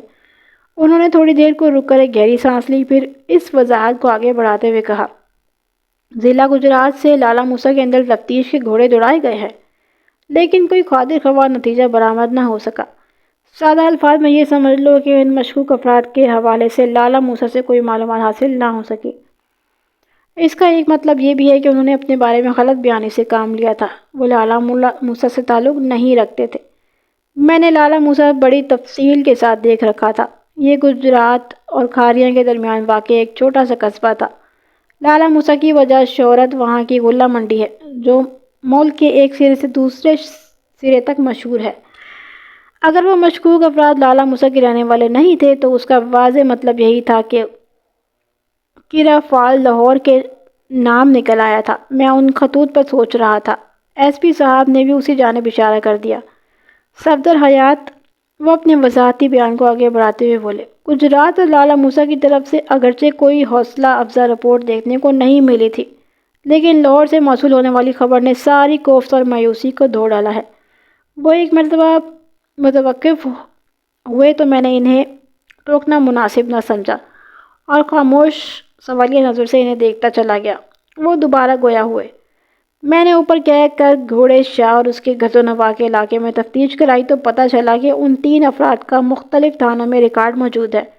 تم نے جس بندے کا نام صداقت بتایا ہے وہ در حقیقت رفیق اور فیقہ ہے، اور سرفراز کا نام سلیم اور موٹا سیما پتہ چلا ہے، جبکہ اجنبی مسافر کے ٹائٹل والا وہ زرافہ مارکا بندہ ایوب ہے۔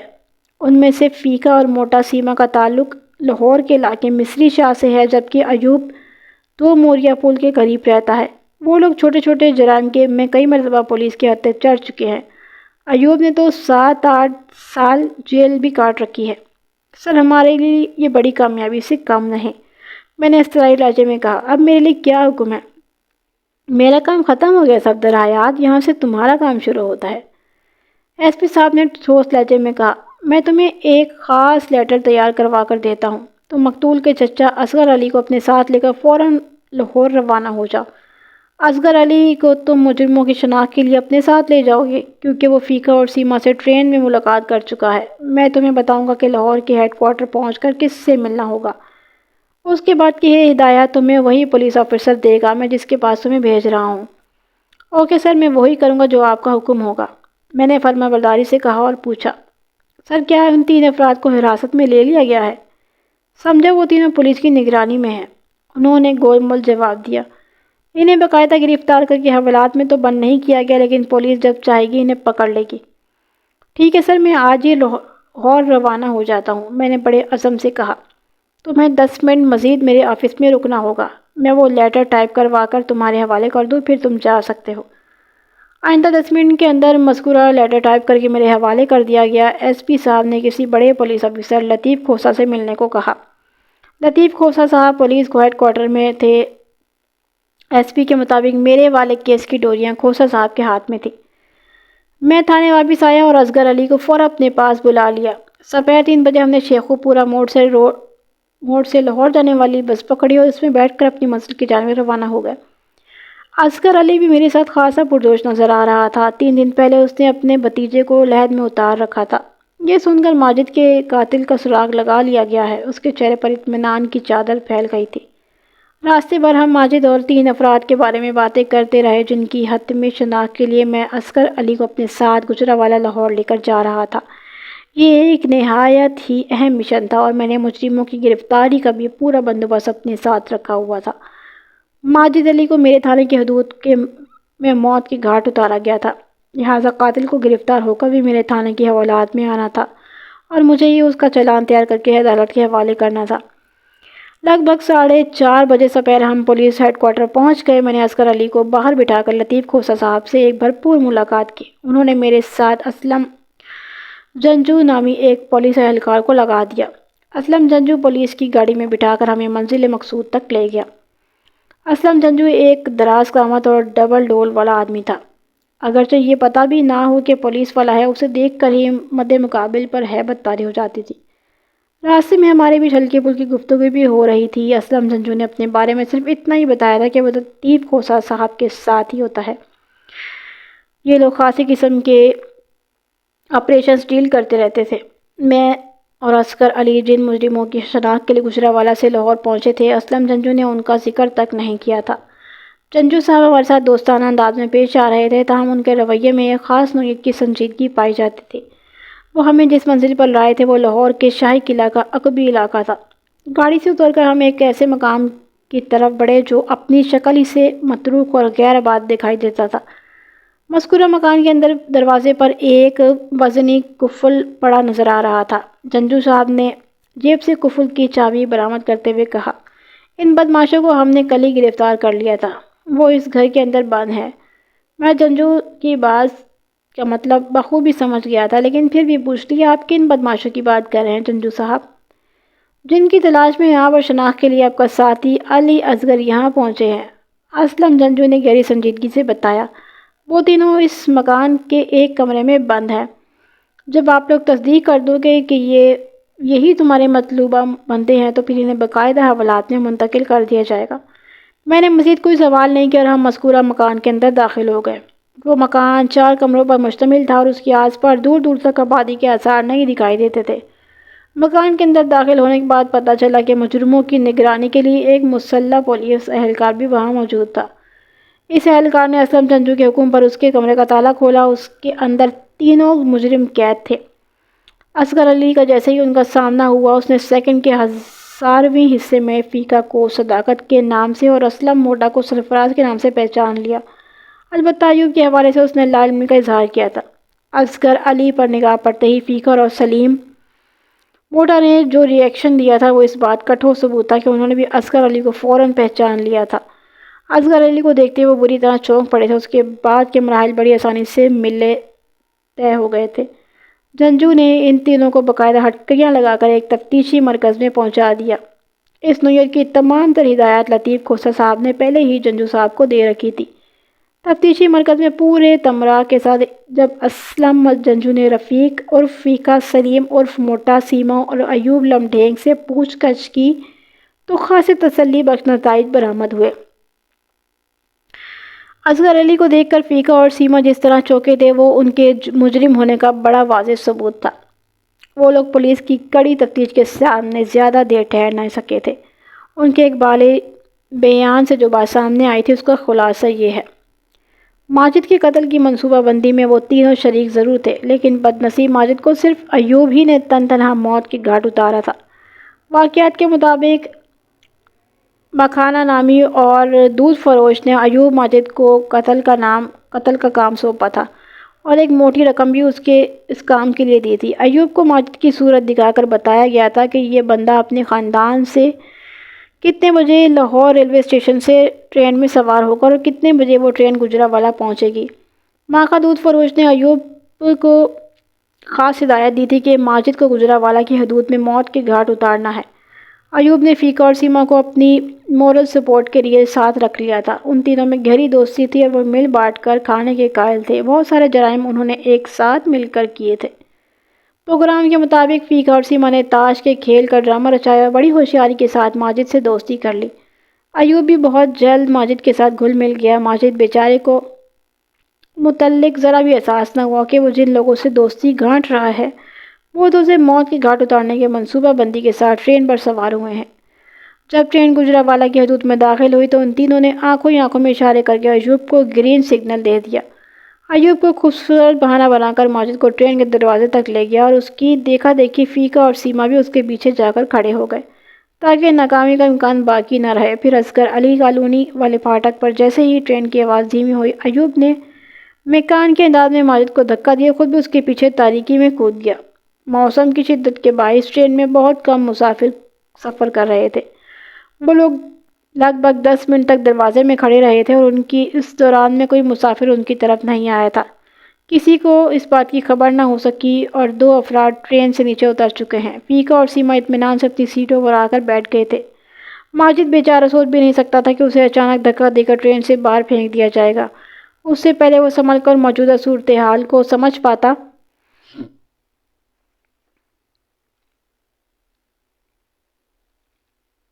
اس سے پہلے کہ وہ موجودہ صورتحال کو غور و فکر کرنے کے قابل ہوتا، ایوب بجلی کی سرعت کے ساتھ اس کے سر پر پہنچا اور تیز دھار خنجر سے شہرک کاٹ کر موت کے گھاٹ اتار دیا۔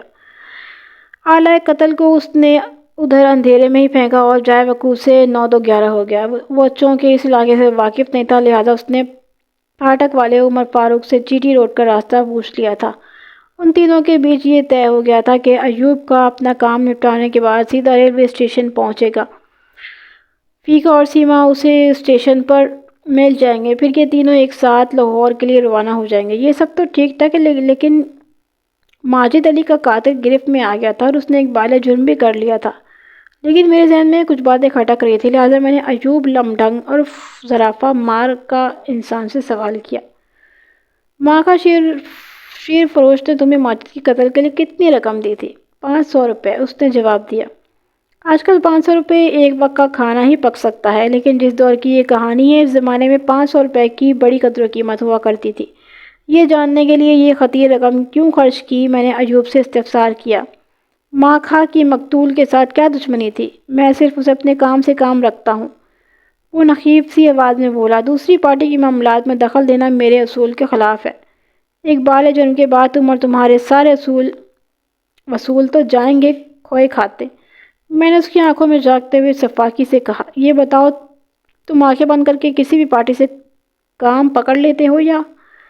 میں نے دانے سا جملہ ادھورا چھوڑا تو وہ جلدی سے بولا، یہ بند آنکھوں کا کھیل نہیں ہے جناب، جب تک سامنے والے پر پورا بھروسہ نہ ہو میں آگ اور پیٹرول کے اس کھیل میں ہاتھ نہیں ڈالتا۔ اس کا مطلب ہے تمہیں ماں کا شیر فروغ پر مکمل بھروسہ تھا؟ جی ہاں بالکل، وہ بڑے وثوق سے بولا۔ مثلاً کیا بھروسہ تھا؟ میں نے پوچھا۔ یہی کہ میں اسے اچھی طرح جانتا تھا، وہ اپنی بات کی وضاحت کرتے ہوئے بولا۔ وہ کون ہے، کہاں رہتا ہے، اور کہیں مجھے پھنسانے کے لیے تو کوئی چال نہیں چل رہا؟ ٹھیک ہے، میں نے اس بات میں گردن ہلاتے ہوئے کہا، مجھے بتاؤ ماجد علی کی زندگی کا سودا کرنے والا ماکھا کون ہے اور کہاں رہتا ہے؟ اس کا اصل نام مستقیم شاہ ہے، ایوب نے بتایا۔ کسی زمانے میں وہ پہلوانی کرتا تھا، پھر بدماشی اور گنڈا گردی وغیرہ میں بھی اس نے قدم رکھ دیا۔ آج کل ریٹائرڈ زندگی گزار رہا ہے۔ اس نے ادھر گھوڑے شاہ میں دودھ دہی کی دکان بنا لی ہے۔ وہ دکانداری بھی کرتا ہے اور کوئی ایسا ویسا کام آ جائے تو اپنا کمیشن رکھ کر ہم لوگوں سے کروا لیتا ہے۔ اگر اس نے مجھے 500 روپے دے دیے ہیں تو یقیناً کسی سے زیادہ ہی وصول کیے ہوں گے۔ ایوب کی ساری بکواس گئی جہنم میں۔ میرے لیے اس میں سب سے اہم بات یہ تھی کہ ماکھا شیر فروش لاہور کے محلے گھوڑے شاہ کا رہنے والا تھا۔ یہ سارا فتنہ گھوڑے شاہ سے اٹھا تھا، لہٰذا اس کا اختتام بھی گھوڑے شاہ سے ہی ہونا تھا۔ میں نے اسلم جنجو سے کہا، جنجو صاحب ماکھا کو فوری طور پر شامل تفتیش کرنا بہت ضروری ہے۔ میں بھی ایسا ہی سمجھتا ہوں۔ انہوں نے اس بات میں سر ہلا دیا۔ پھر 1 گھنٹے بعد ماکھا شیر فروش کو گرفتار کر کے اس تفتیش مرکز پر لایا گیا تو دودھ کا دودھ اور پانی کا پانی الگ ہو گیا۔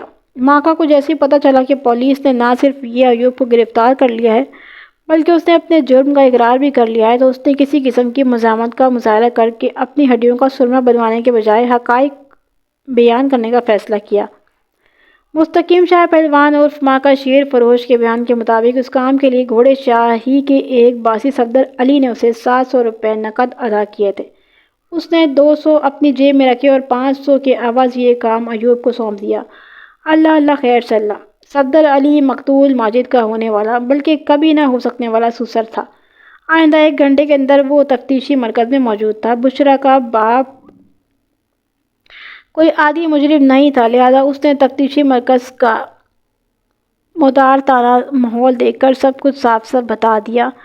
صفدر علی کو اس بات کی خبر نہیں تھی کہ ماجد کو قتل کر دیا گیا تھا۔ اس نے ماکھا کو 700 روپے ماجد کے ہاتھ پاؤں توڑنے اور ہڈی پسلی کرنے کے لیے دیے تھے، اور یہ ہدایت بھی کی تھی کہ ماجد پر یہ حملہ اس وقت کیا جائے گا جب وہ گجرانوالہ کی حدود میں داخل ہو چکا ہو، تاکہ اس ظالمانہ کارروائی کا الزام اس پر نہ آ سکے۔